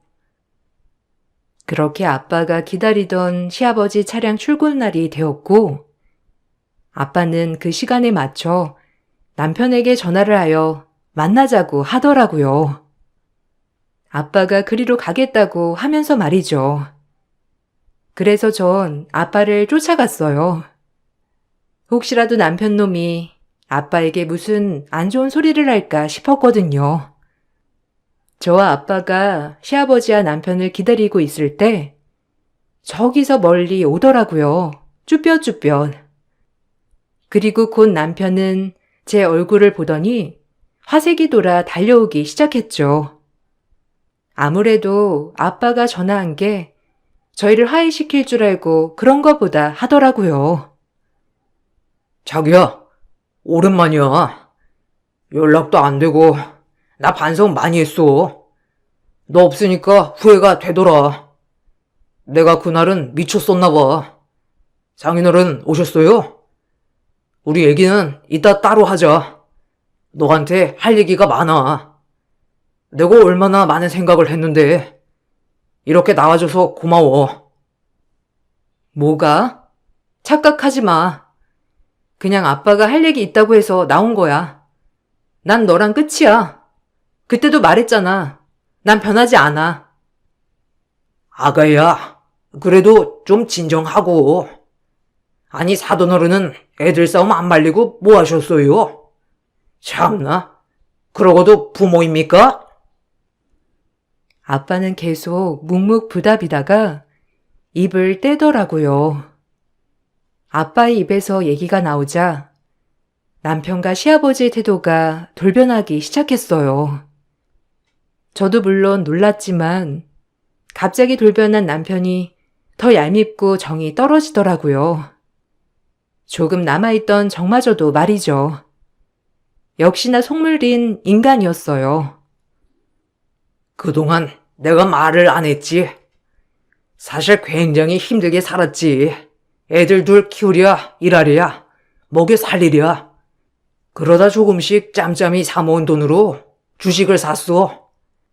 근데 그게 대박이 났지 뭐야. 자네가 다니고 있는 회사, 내가 대주주야. 그깟 경비라고 무시했지? 우리 딸 눈에서 눈물 나게 하고 이제 내가 어떻게 하는지 보게나. 그리고 이혼시킬 거야. 자네 같은 인성을 가진 인간 내가 많이 참았지. 아니 아버님, 대주주라고요? 아니 그냥 건물 관리인 아니셨어요? 아니 그럼 경비 일은 왜 하신 거예요? 아니 자기도 알고 있었어? 그게 중요해? 왜? 경비 말고 대주주라고 하니까 또 우리 아빠가 달리 보여? 아빠 보는 눈빛부터 변했구나. 당신은 애초에 이런 인간이었어. 괘씸한 것? 내가 널 참았던 건 내 딸이 널 사랑하기 때문이야. 네가 날 무시하는 걸 내가 몰랐을 것 같아? 버지 같은 놈. 아니 아버님, 제발 제 이야기 좀 들어보세요. 아니 그럼 진작 말씀해 주셨어야죠. 왜 말씀을 안 하셔서, 네? 내가 그걸 말하는 게 우리 딸과 결혼 생활이 달라지나? 난 그게 이해가 안 가. 넌 우리 딸과 살 자격이 없는 놈이야. 아빠는 그 말만을 남긴 채 저의 손을 붙잡고 그 자리를 뜨셨고, 남편은 저를 따라왔지만 아빠가 뿌리친 바람에 저를 더 이상 따라오지 못했어요. 아빠는 그렇게 대주주였더라고요. 하지만 언제나 검소했던 아빠는 그런 걸 뒤로한 채 늘 묵묵히 일을 하셨고, 그저 우리가 잘 되기만을 바라면서 사신 거죠. 남편이 무시할 때마다 제 얼굴을 떠올리며 그냥 무시했다고 하더라고요. 아니, 아빠, 나한테는 얘기했어야지. 어떻게 그런 걸 숨겨? 그랬다면 진우 씨한테도 무시 안 당했을 거 아냐. 내가 대주주건 경비건 그게 중요하냐? 그놈 마인드가 중요한 거지. 난 오히려 대주주여서 잘한다면 일 없다 그놈한테. 나도야. 아빠가 경비여도 나한텐 소중하고 존경스러운 아빠야. 내 마음 알잖아. 미안해. 나 때문에 이런 감정 느끼게 해서. 아빠는 저를 꼭 안아주셨고, 전 이혼 소송을 준비했어요. 제가 이혼을 준비하자 남편은 아이를 물고 늘어지더라고요. 하지만 전 눈 하나 깜짝하지 않았죠. 남편은 우리 사이에 문제는 없다며 이혼을 하지 않으려 애썼지만 결국엔 합의 이혼으로 마무리를 지었어요. 양육권과 친권은 모조리 제가 다 가져오게 되었고 위자료도 어느 정도 받을 수 있었어요. 그럼에도 불구하고 남편은 재결합을 하기를 애썼죠. 진작 잘하지라는 생각도 들었지만 남편도 이번 기회에 많은 걸 배웠을 거라고 생각을 했어요. 미안해. 나 용서해주면 안 될까? 내가 진짜 뭐에 홀렸었나 봐. 장인어른한테 그러는 게 아닌데. 애초에 내가 진짜 미안해. 우리 재결합하자. 아이도 있잖아. 엄마도 너 많이 기다리셔, 어? 우리는 문제 없었잖아. 제발, 재결합해주라, 어?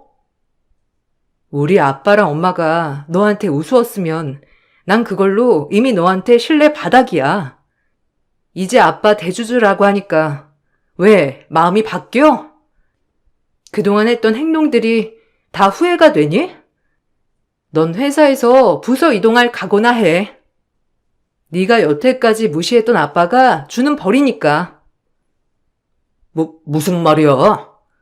내가 어디로 간다고? 아니, 그걸 왜 개인적으로 연관지어, 어? 아니, 장인어른한테 말 좀 잘해줘, 제발. 네가 그동안 아빠 무시한 거 생각해. 권고사직 아닌 게 다행인 줄 알아. 아기를 봐서 그건 차마 못하겠다고 하더라. 몸 쓰면서 어디 정신 개조 좀 시켜봐. 내 인생의 수치, 너란 놈과 결혼해서 평생 아빠한테 대못 박아들인 거 생각하면 넌 이것도 모자라. 알겠어? 그리고 아빠는 남편을 회사에서 권고사직을 내리려고 했지만 내 아이의 아빠라는 이유로 그냥 부서 이동으로 끝내버리셨죠. 아마 물류 쪽 어디로 갔다고 했던 것 같아요. 시어머니는 이 사실을 알고 저에게 분노하며 욕문자를 날리셨지만 간단히 무시해버렸죠. 네가 그러고도 무사할 줄 알아? 너네 아빠 꼬드겨서 우리 아들 부서 이동을 시켜?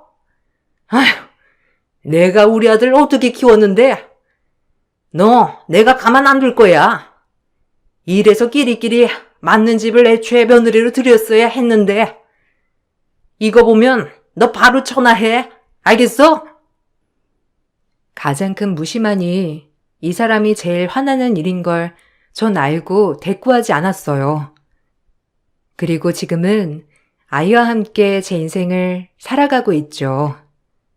아빠는 은퇴를 하시고 제가 뽑아들인 자동차로 엄마와 여행을 다니시고 계세요. 내심 엄마는 아빠 은퇴 후 살림살이 걱정을 했지만 아빠가 대주주라는 얘기를 듣고 정말 오열을 하더라고요. 그 젊고 힘들었던 세월 모든 게 보상되었겠죠. 저 역시 정말 아빠를 원래도 존경했지만 더더욱 존경하게 되었어요. 아빠는 정말 허튼 사람이 아니구나 말이에요.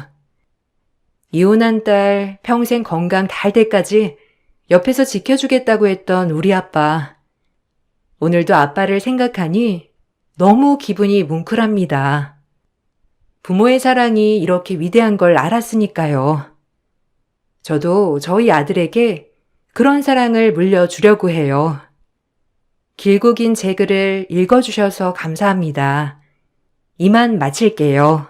안녕하세요. 저는 47살에 남다른 의지로 인생을 살고 있는 남자입니다. 성공을 하기 위해서 앞만 보며 열심히 달려왔고 지금도 쉬지 않고 움직이고 있습니다. 그런데 얼마 전 그동안 몸이 힘들게 버텨오고 있었는지 과로로 쓰러지고 말았네요. 현재 병원에서 다시 달리기 위해 재정비를 하고 있는 중입니다. 처음에는 혼자 시작했던 일이 지금은 벌써 200명이 넘는 가족 같은 직원과 함께 회사를 이끌어 나가고 있네요. 제 손에 많은 분들의 생계가 달려 있으니 마냥 병원에서 쉬고 있을 수는 없어 현재도 안절부절 못하고 있지만 의사는 쉴 때 쉬어주지 않으면 더 큰 일이 다가올지 모른다는 한마디에 병원에 입원해 있는 자체가 곤욕이지만 앞으로 더 많은 일들을 하기 위해 눈물을 머금고 누워만 있네요. 그래도 병원에 있으면서 어느 정도 머릿속이 정리가 되어가고 있는 중입니다. 병원에 입원하기 얼마 전에까지만 해도 상당히 충격적인 일을 겪게 되었거든요. 그래서 여러 가지가 한꺼번에 겹치게 되면서 쓰러진 것도 있는 것 같습니다. 정상적인 삶을 살기 위해서는 하루빨리 과거의 일들을 털어버려야 하지만 사람 대 사람으로 겪은 일은 쉽게 잊혀지지가 않네요. 아마 평생 기억에 남겠지만 어느 정도 시간이 지나면 점점 희미해지긴 하겠죠. 그날이 하루빨리 왔으면 좋겠습니다. 늦은 저녁 병실에 혼자 남아 멍하니 천장을 바라보며 눈앞에 떠오르는 장면들과 그때의 상황들이 생생하게 비치고 있다 보니 약간의 진정제까지 투여를 받고 있는 중입니다. 제 인생이 송두리째 바뀌어버린 고달픈 사연을 어디에라도 터놓고 말을 해야 살 것만 같아 이렇게 사연을 신청하게 되었습니다.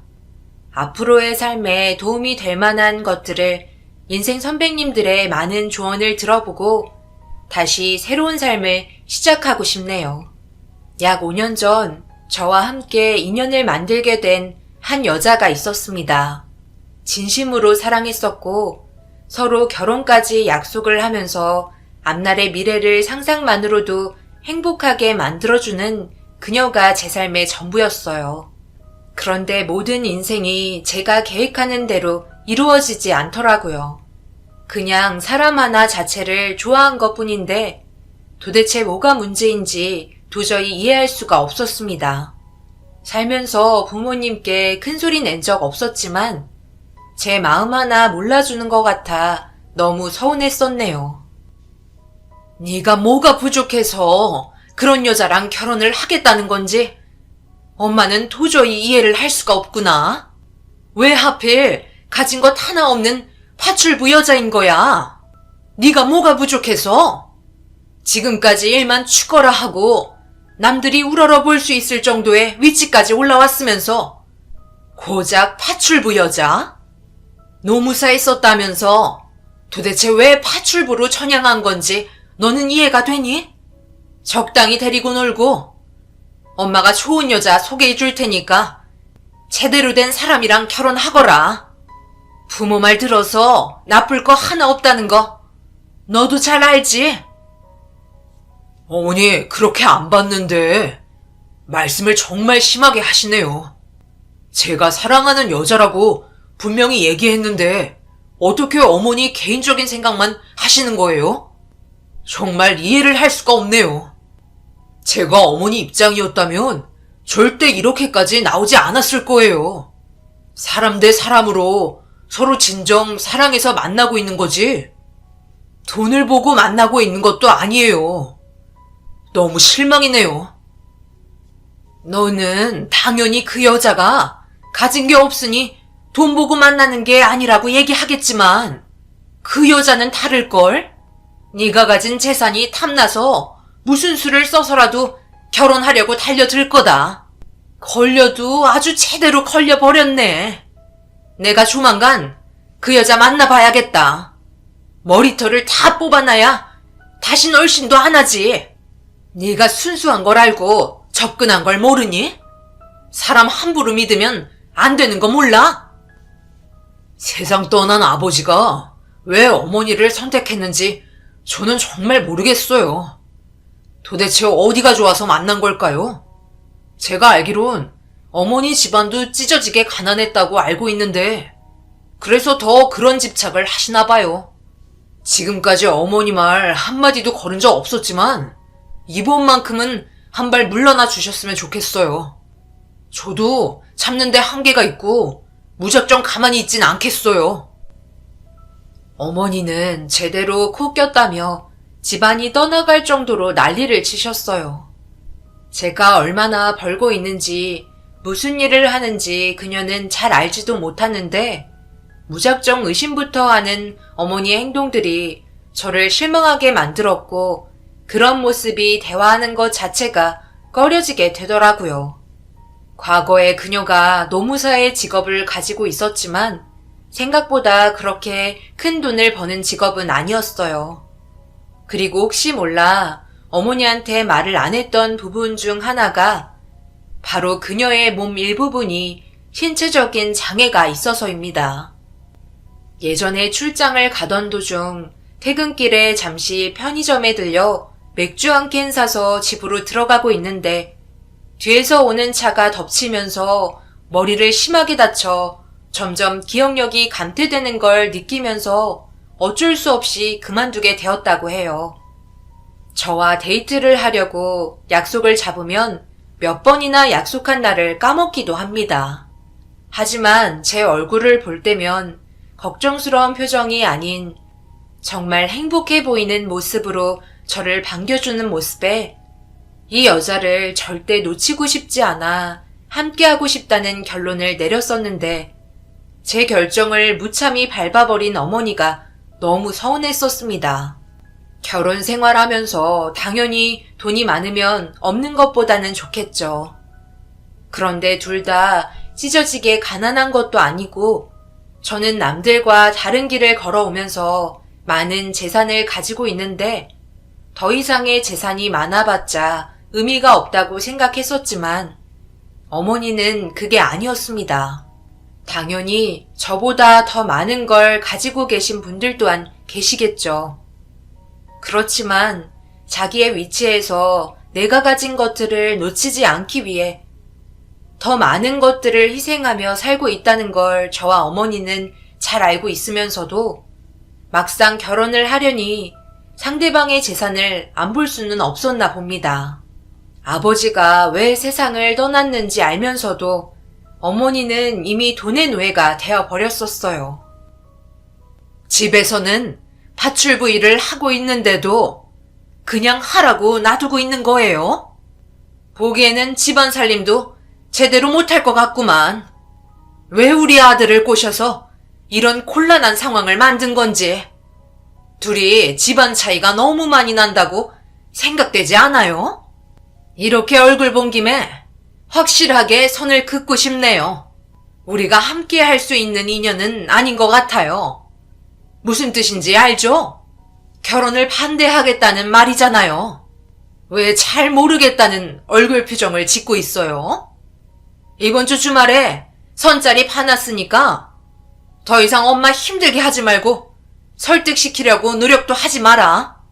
네가 결혼하겠다고 하도 억지 부려서 내키지도 않았지만 그대로 눈 딱 감고 나오긴 했는데 암만 생각해도 이건 아닌 것 같단 말이야. 오늘로써 우리 얼굴 안 보는 거죠? 어머님, 저희 그동안 장난이 아닌 진지하게 만나왔었고 서로 평생을 함께하고 싶어 결혼 허락 받고 싶어서 나온 거예요. 어머님이 반대하셔도 저희 마음 변하지 않을 거고 결혼식은 진행할 겁니다. 그러니 그냥 마음 편히 받아주세요. 왜 계속 반대를 하시는 거예요? 그때도 저한테 큰 상처를 주더니 이번에도 이렇게까지 나와야만 했어요? 우리의 생각을 먼저 들어봐야 하는 거 아닌가요?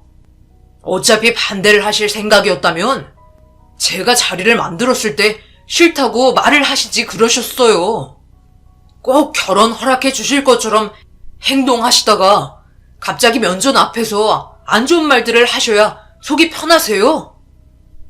내 눈에 흙이 들어와도 이 결혼 무조건 반대할 거다. 지금 너랑 결혼하겠다고 줄 서 있는 여자들이 한 트럭이나 되는데 상태가 안 좋아 보이는 이런 여자와 결혼하겠다니. 정말 내 아들이지만 너무 창피스럽고 고개를 들고 다닐 수도 없겠다. 힘겹게 약속을 잡아 저희 마음을 보여주려 했지만 어머니는 단둘이 있을 때보다 더 심하게 막말을 퍼부으셨고 더 이상은 듣고 싶지 않아 그녀의 손을 잡고 자리에서 먼저 일어나 버렸습니다. 어머니는 예상하고 계셨는지 자기 눈앞에서 사라지라며 고개를 돌려버리셨어요. 그때 처음으로 어머니에 대한 분노가 극에 달했었고 갑자기 눈시울이 붉어질 정도로 마음이 아팠습니다. 사랑하는 여자와 함께하지 못하면 어머니와의 인연도 이 자리에서 끝나는 거라며 그녀의 손을 잡고 밖으로 나와 버렸어요. 그렇게 한동안 어머니와 연락하지 않고 지내면서 저희의 결혼 준비를 하기 위해 예비 처가댁에도 인사를 드리러 가게 되었어요. 이미 그녀의 집안은 저를 좋게 보고 있었고 하루라도 빨리 얼굴 보고 대화하고 싶다며 그녀를 통해 저에 대한 호감을 지속적으로 보냈었습니다. 일이 워낙 바빠서 시간을 내기가 힘들었지만 그래도 주말에 저녁 식사할 수 있을 정도의 시간을 벌 수 있어서 그녀와 긴장되는 마음으로 예비 처가댁에 발을 들여놓았네요. 현관문이 열리자마자 저희 집안과 다르게 밝은 얼굴로 저를 맞아주셨고 벌써 많은 음식을 준비하셨는지 코끝을 자극하는 좋은 냄새를 시작으로 웃고 떠들며 따뜻한 온기를 느낄 수 있는 예비 장모님과 장인의 말 한마디 한마디에 정말 감사했었습니다. 그런 모습들이 저를 더 창피하게 만들었어요. 그녀는 결혼하겠다고 인사 와서는 온갖 안 좋은 말들은 전부 다 들었는데 저는 그녀의 부모님께 좋은 말만 듣고 있으니 점점 고개는 숙여지게 되었고 너무 미안했네요. 이런 제 마음을 알고 있었는지 손을 잡아주며 웃어 보였고 그녀의 웃는 모습에 저 또한 용기를 내서 그녀와 결혼하겠다는 굳은 의지를 보여주었습니다. 그렇게 시간이 지날수록 분위기는 점점 더 무르익어갔고 기분 좋을 정도의 술 한 잔을 걸친 상태라 웃음은 끊이지 않았습니다. 그런데 갑자기 장인이 그녀의 어렸을 적 사진을 보여주겠다며 가족 앨범을 가지고 나오셨어요. 그러자 그녀는 부끄러운지 절대 안 된다며 난리를 쳤지만 이미 앨범은 펼쳐진 상태였고 어렸을 적 사진을 보며 행복했던 과거의 추억들을 장인은 저에게 풀어놓고 있었어요. 그렇게 한 장씩 넘겨가며 사진들을 구경하고 있는데 거의 끝자락에 다다랐을 때 마지막 장을 넘기는 순간 한 장의 사진이 눈에 들어왔고 엄청난 충격을 안겨준 장면에 그 사진에 눈을 떼지 못했습니다. 자네 갑자기 안색이 별로 좋지 않은데 술을 많이 마셔서 속이 안 좋은 겐가? 식은땀까지 나고 무슨 문제라도 생긴 겐가? 혹시 이 사진에 대해서 설명 좀 들을 수 있을까요? 꽤 많은 사람들이 함께 찍은 이곳이 어디죠? 아, 여기. 내가 일하던 회사였지. 그런데 5년 전쯤인가 내 옆에 앉아 계신 사장이 갑자기 세상을 떠나면서 회사 사람들에게 위기가 찾아오고 결국 제대로 된 운영이 이루어지지 않아 망하게 되었지. 그때 사장님 참 좋은 분이셨는데 정말 안타까웠던 게 가족여행 중에 급하게 걸려온 전화 한 통 때문에 회사로 복귀하던 도중 사고가 났다던데 전복 사고로 세상을 떠났다는 말을 들었었지. 그때 나는 사장님 장례식에 참석을 할 수가 없었어. 내 딸도 사고로 위급해진 상태였거든. 응급실에 실려왔다는 소식을 듣곤 어떻게 된 건지 경찰에게 물어보니 뺑소니였다고 하더라고. 범인은 끝내 잡지 못한 상태라 그때만 생각하면 내 마음이 너무 안 좋네. 하루라도 그 사람이 빨리 잡히길 간절히 바라지만 주변에 CCTV까지 고장이 나 있던 상태여서 아직까지 수사하는데 어려운 부분들이 많은 것 같네. 언젠가 그 범인이 꼭 잡히겠지. 한 장의 사진은 저에게 너무나 큰 충격으로 다가왔고 도저히 믿을 수가 없었습니다. 그 안에는 장인과 저희 아버지께서 함께 찍은 모습이 담겨 있었고 말도 안 되는 상황들에 말문이 막혔었네요. 장인은 저를 이상한 눈빛으로 바라보며 계속해서 괜찮냐고 물어봤지만 너무 큰 충격을 받았는지 갑자기 속이 뒤틀리면서 결국 화장실에서 구토를 하고 말았습니다. 일단 머릿속을 정리해야 할 것 같아 그녀에게 속이 좋지 않아서 집으로 들어가 봐야겠다며 컨디션이 급격하게 안 좋아진 부분에 대해 대충 설명했어요. 그렇게 택시를 타고 집으로 돌아오면서 아무리 상황 정리를 해보려 했지만 제가 예상한 모든 것들이 전부 들어맞았고 이런 부분에 대해 급하게 집에 들어와 어머니와 대화를 이어나갔어요. 어머니는 숨을 헐떡이며 들어온 저를 보더니 무슨 일이 있냐고 물어보는 엄마에게 아버지의 사고에 대해 다시 물었습니다. 어머니, 제가 갑자기 찾아와서 많이 놀라셨겠지만 뭐 좀 알고 싶어서 이렇게 늦은 시간 찾아왔네요. 제발 솔직하게 모든 걸 얘기해 주셨으면 좋겠어요. 아버지가 세상 떠나셨을 때 사고가 있었잖아요. 좀 더 구체적으로 말해줄 수 있으세요? 갑자기 이 늦은 시간에 찾아와서 그게 무슨 말이니? 너희 아빠 세상 떠난 건 단순 전복 사고였다는 거 너도 잘 알고 있잖아. 그게 전부예요? 어머니 아버지 사고 나셨을 때 뭐하고 계셨죠? 그때의 기억을 전부 저에게 얘기해 주세요. 며칠 동안 연락 한 통 없더니만 갑자기 세상 떠난 너희 아빠 얘기를 왜 해달라는 거야? 그때 엄마는 지인들과 함께 찜질방에 있었지. 그런데 갑자기 너희 아빠 사고 소식에 급하게 병원으로 향했고 이미 세상을 떠난 상태였던 거야. 며칠간 출장 간다고 했었는데 갑작스러운 소식에 그때 얼마나 힘들었는지 너도 잘 알지? 엄마가 아는 건 서울로 올라오던 도중 사고가 났었다는데 너도 이 정도는 알고 있잖아. 그런데 갑자기 그건 왜 물어보는 거야? 경찰에서 전부 조사했잖아. 차 안에 블랙박스도 없어서 만취 상태로 인한 전복 사고로 사건 마무리 지었던 거 기억하잖아. 그때 얘기는 그만하자. 어머니가 한 얘기는 제가 알고 있던 사고 내용과 똑같았어요.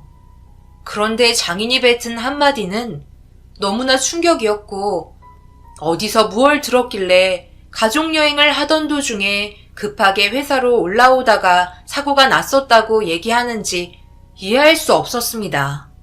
제가 모르고 있는 또 다른 무언가가 있는 것 같아 느낌이 별로 좋지 않았고 그녀에게 전화가 왔지만 그날따라 받고 싶지 않았어요.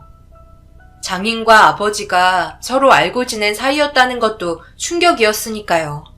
제가 아버지의 아들이라는 걸 모르고 있었지만 분명 결혼을 하면 밝혀지게 될 게 뻔했고 아무리 운명의 장난이라고 해도 이런 식으로 인연이 닿는다는 자체가 의심스러웠네요. 어머니한테는 나중에 다시 연락하겠다고 얘기한 뒤 집으로 돌아왔어요. 그리고 한참 동안 그때의 상황들에 대해 다시 생각해봤지만 그게 의심이 될 만한 행동을 아버지께서 한 적도 없었고 그냥 회사 사람들이 그때의 일들을 자세하게 알지 못하니 넘겨짚은 것 같아 대수롭게 생각하지 않으려 했지만 장인의 행동이 약간 의도적으로 무언가를 저에게 말하려고 계획을 한 것 같았어요. 갑자기 가족 앨범을 꺼내는 것도 이상했는데 그녀가 자라온 모습들이 담겨있는 앨범의 마지막 장을 장인과 아버지가 함께 찍은 사진을 넣어놨다는 게 너무 이상했었습니다. 그래서 궁금한 건 도저히 참을 수가 없어 그녀에게 다시 전화를 걸었어요. 그리고 장인과 잠시 대화를 하고 싶다고 얘기한 뒤 따로 약속 장소를 잡아 기다리게 되었습니다. 얼마 뒤 약속 장소로 장인이 걸어왔고 굳은 표정으로 자리에 앉았습니다. 저에게 모든 걸 솔직하게 얘기해 주셨으면 좋겠는데요. 갑자기 가족 앨범을 보자고 할 때부터 이상했는데 마지막에 그 사진 일부러 넣어두신 거죠? 도대체 저에게 무슨 말을 하고 싶으셔서 그런 건가요? 어디까지 알고 있는지 전부 설명해 주세요. 저에게 원하는 게 뭔가요? 할 말이 있으니까 그런 식으로 사인을 보낸 게 아닌가요? 역시 머리가 좋으니까 눈치 하나 빠르구만. 내가 자네에게 할 말이 아주 많지. 그리고 화가 머리끝까지 올라온 상태이기도 하지. 자네 애비랑 아주 많이 닮았구만. 그런데 성격은 완전히 다르네. 내가 하나만 물어봄세. 우리 딸 얼마나 사랑하고 있나? 자네가 가진 전부를 줄 만큼 사랑하나? 간슬게 다 빼줄 만큼? 대답해보게. 당연히 세영이를 진지하게 사랑하고 있었으니 결혼하고 싶은 마음에 인사드리러 간 거 아니겠어요? 그래, 자네가 그렇게 사랑하고 있는 사람이 지금 몸 상태가 어떤가? 시간이 지나면 지날수록 안 좋아지고 있다는 거 자네도 잘 알고 있겠지? 그런데 내 딸이 이렇게 된 이유가 자네 애비라면 믿을 수 있겠나? 내가 왜 경찰에 바로 신고를 하지 않고 돌려서 이런 사인을 보낸 줄 알아? 너희 아비는 벌써 세상을 떠나고 말았잖아. 그럼 우리 딸의 제대로 된 보상은 하나도 받을 수 없으니 차라리 결혼해서 평생을 자네가 대신 갚아주면 좋을 것 같아 계획하게 되었네. 잠시만요. 그게 무슨 말씀인 거죠?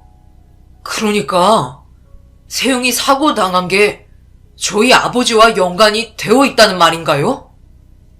자네 애비가 우리 딸 뺑소니 시켜놓고 도주하다가 전복사고로 세상을 떠난 걸 나는 진작부터 알고 있었네. 왠 줄 알아? 그 자리에 내가 있었기 때문이야. 그런데 내 딸의 몸 상태가 너무 심해서 구급차에 먼저 신고를 했고 어차피 누구인지 알고 있었기 때문에 차후에 법정으로 대응을 하려고 했지. 그런데 내 딸이 수술이 끝나고 병실에 옮겨지자마자 자네 애비가 전복사고로 세상을 떠났다는 말을 듣게 되었고 그때 모든 게 무너진 줄 알았네. 내 딸은 사경을 헤매게 만들어 놓고 속 편하게 세상을 떠났으니 내 속이 어떻겠나? 그래서 계획을 하게 된 거고 모든 보상을 자네에게 받길 원했던 거네. 내 딸을 사랑하는 만큼 이 결혼 무조건 성사시키고 평생 동안 너희 아비가 잘못한 죄값을 자네가 대신 갚아줘야 할 걸세. 믿을 수 없는 말들에 입이 다물어지지 않았고 도저히 받아들일 수가 없었어요. 모든 게 장인의 계획적 접근이었고 더 큰 충격은 그녀 또한 이 모든 사실을 알고 있었다는 말이었죠. 그런데 저는 아무것도 할 수가 없었어요. 아버지께서 그동안 바람까지 피우고 있었다는 말에 다시 한번 놀라면서 제가 몰랐던 아버지의 또 다른 모습에 도저히 머릿속이 정리가 되지 않았습니다. 아버지가 다른 여자랑 바람을 피우던 도중 회사에 볼 일이 생겨 서울로 올라오다가 장인과 딸이 편의점에서 나왔는데 음주 상태였던 아버지가 그대로 직진을 하면서 그녀와 부딪히게 된 거였고 아버지는 그걸 알면서도 두려운 나머지 뺑소니를 저질러 한참 동안 질주하다가 결국 운전대를 컨트롤하지 못해 추락사고를 당하게 된 거였네요. 사고가 나는 장면을 옆에서 두 눈으로 보게 된 장인이 그때 당시 얼마나 괴로웠을지 생각하니 더 이상 아무 말도 할 수가 없었습니다. 장인은 자기 딸을 평생 장애로 만든 아버지를 대신해 금전적인 보상을 해줘야 할 거라며 자리에서 일어났고 결혼을 진행하지 않을 시 모든 사실을 폭로하고 저희 집안을 무너뜨릴 거라며 분노한 모습을 하시곤 돌아가셨습니다.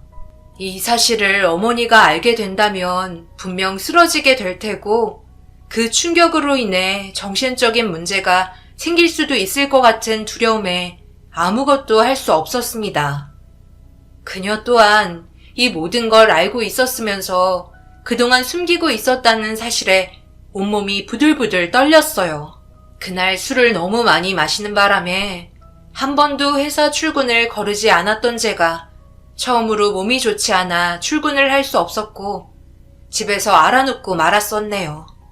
그리고 그 사이 그녀에게는 엄청나게 많은 전화가 계속해서 올려왔고 당분간 대화를 하고 싶지 않아 전화기의 전원을 꺼버리자 집까지 찾아와서는 민원이 들어올 정도로 심하게 문을 두드리고 있었어요.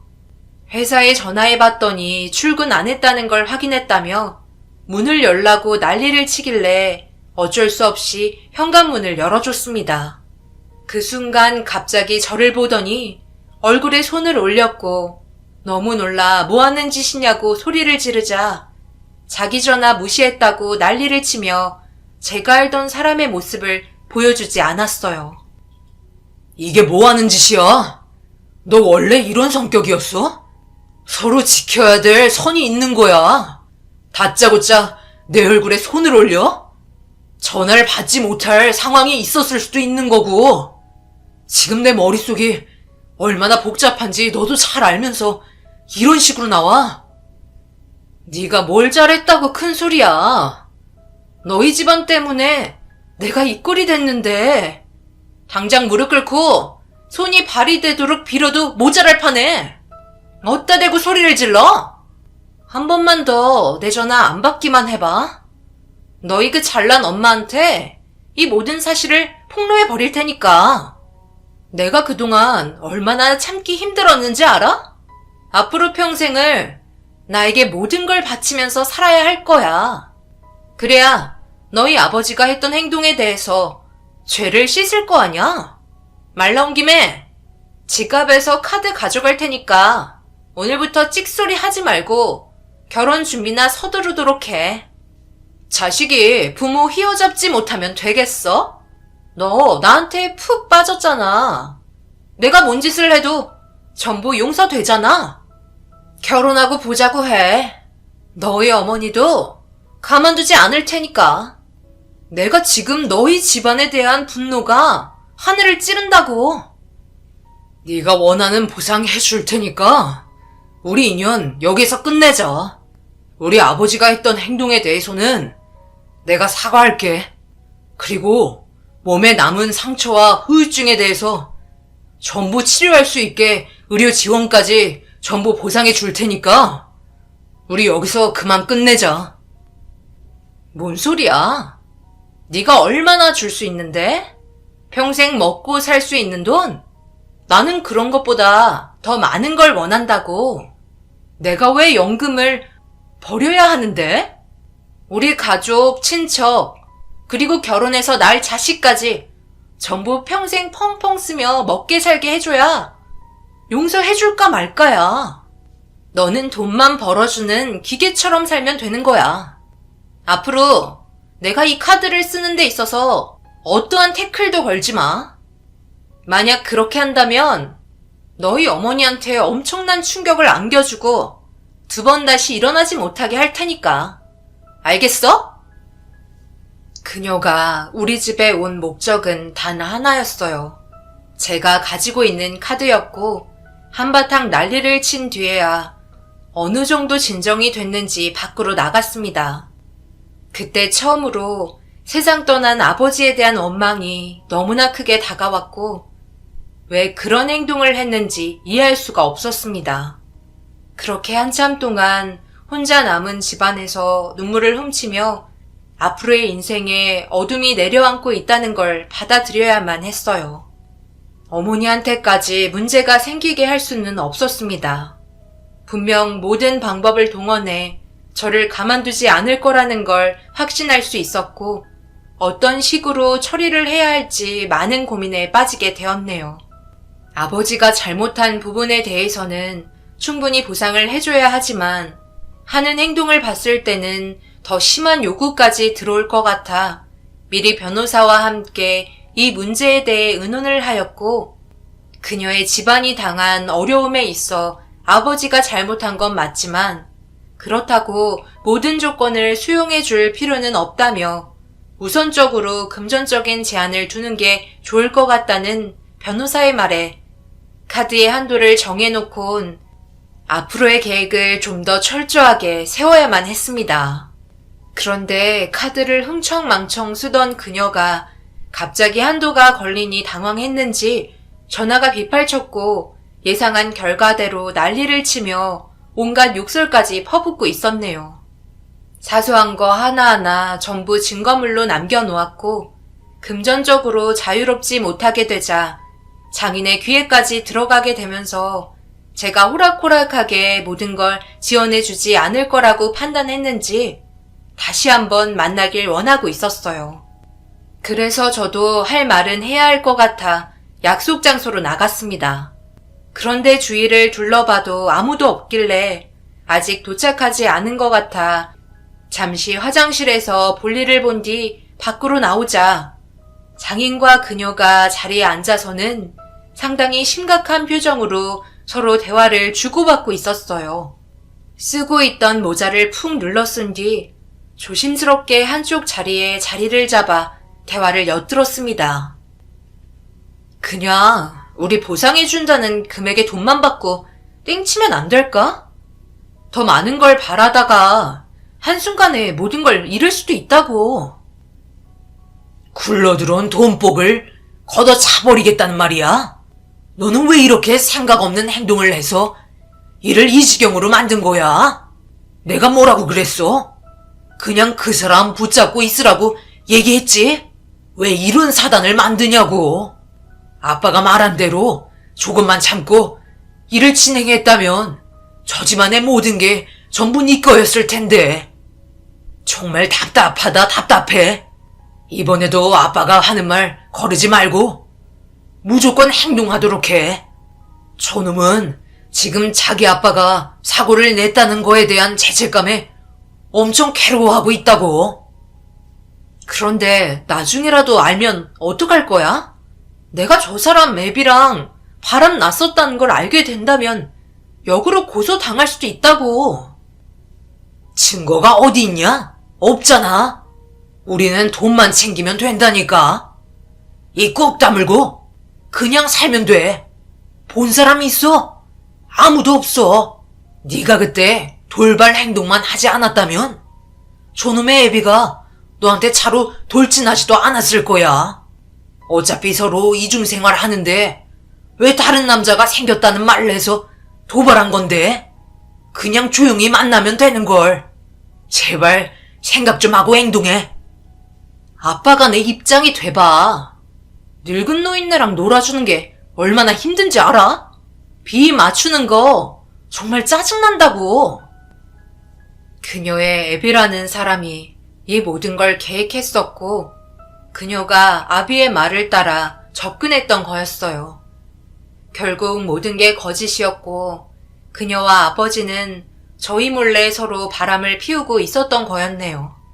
그런데 그녀가 다른 남자가 있다는 말에 분노한 아버지는 그걸 참지 못하고 술을 마신 상태로 그녀에게 돌진했었고 그렇게 사고가 났었지만 아비라는 작자가 정신을 못 차렸는지 이번에는 저를 이용해 또다시 저희 집안의 재산을 탐하려고 더 치밀하게 계획을 하고 있었습니다. 모든 사실을 듣고 있으니 더욱더 화가 치밀었고 곧바로 달려가 그 사람의 멱살을 잡아 패대기쳐 버렸습니다. 녹음된 내용을 보여준 뒤 제가 가진 모든 걸 동원해 절대 가만두지 않겠다고 소리를 치자 아비라는 작자가 모든 사실이 밝혀지자 기겁을 하며 자기 딸을 데리고 도망을 쳤고 저 또한 그 사람들을 잡으려 쫓아가던 중 자기 딸과 함께 무단횡단을 하다가 반대편에서 오는 트럭에 부딪히면서 두 사람은 급하게 병원으로 이송이 되었지만 하늘이 노하셨는지 둘 다 식물인간이 되었고, 이 소식을 듣고 급하게 달려온 그녀의 어머니는 그 자리에서 오열을 하다가 갑자기 혈압이 올랐는지 쓰러지고 말았네요. 자신들의 잘못된 행동으로 인해 벌어진 일들이었고 그에 따른 죗값이라고 생각합니다. 차라리 이렇게 된 게 오히려 잘된 일인 것 같다고 생각했어요. 그나마 어머니는 이 상황에 대해 전혀 모르고 있으니까요. 어머니는 평생 아버지가 그녀와 바람을 피우다가 세상을 떠나게 되었다는 걸 모르면서 살게 되겠죠. 저만 이 고통을 받아들이고 살렵니다. 그런데 저 또한 생각보다 정신적인 충격이 너무 컸는지 저도 사람인지라 많이 힘들긴 하네요. 시간이 지나면 이 또한 전부 잊혀지긴 하겠죠. 그날이 하루빨리 왔으면 좋겠습니다. 제 사연 들어주신 분들, 사람 일은 정말 한 치 앞도 모르는 것 같아요. 언제나 사람 조심하시고 하시는 일이 무엇이든 잘 되시길 기원드리겠습니다. 감사합니다.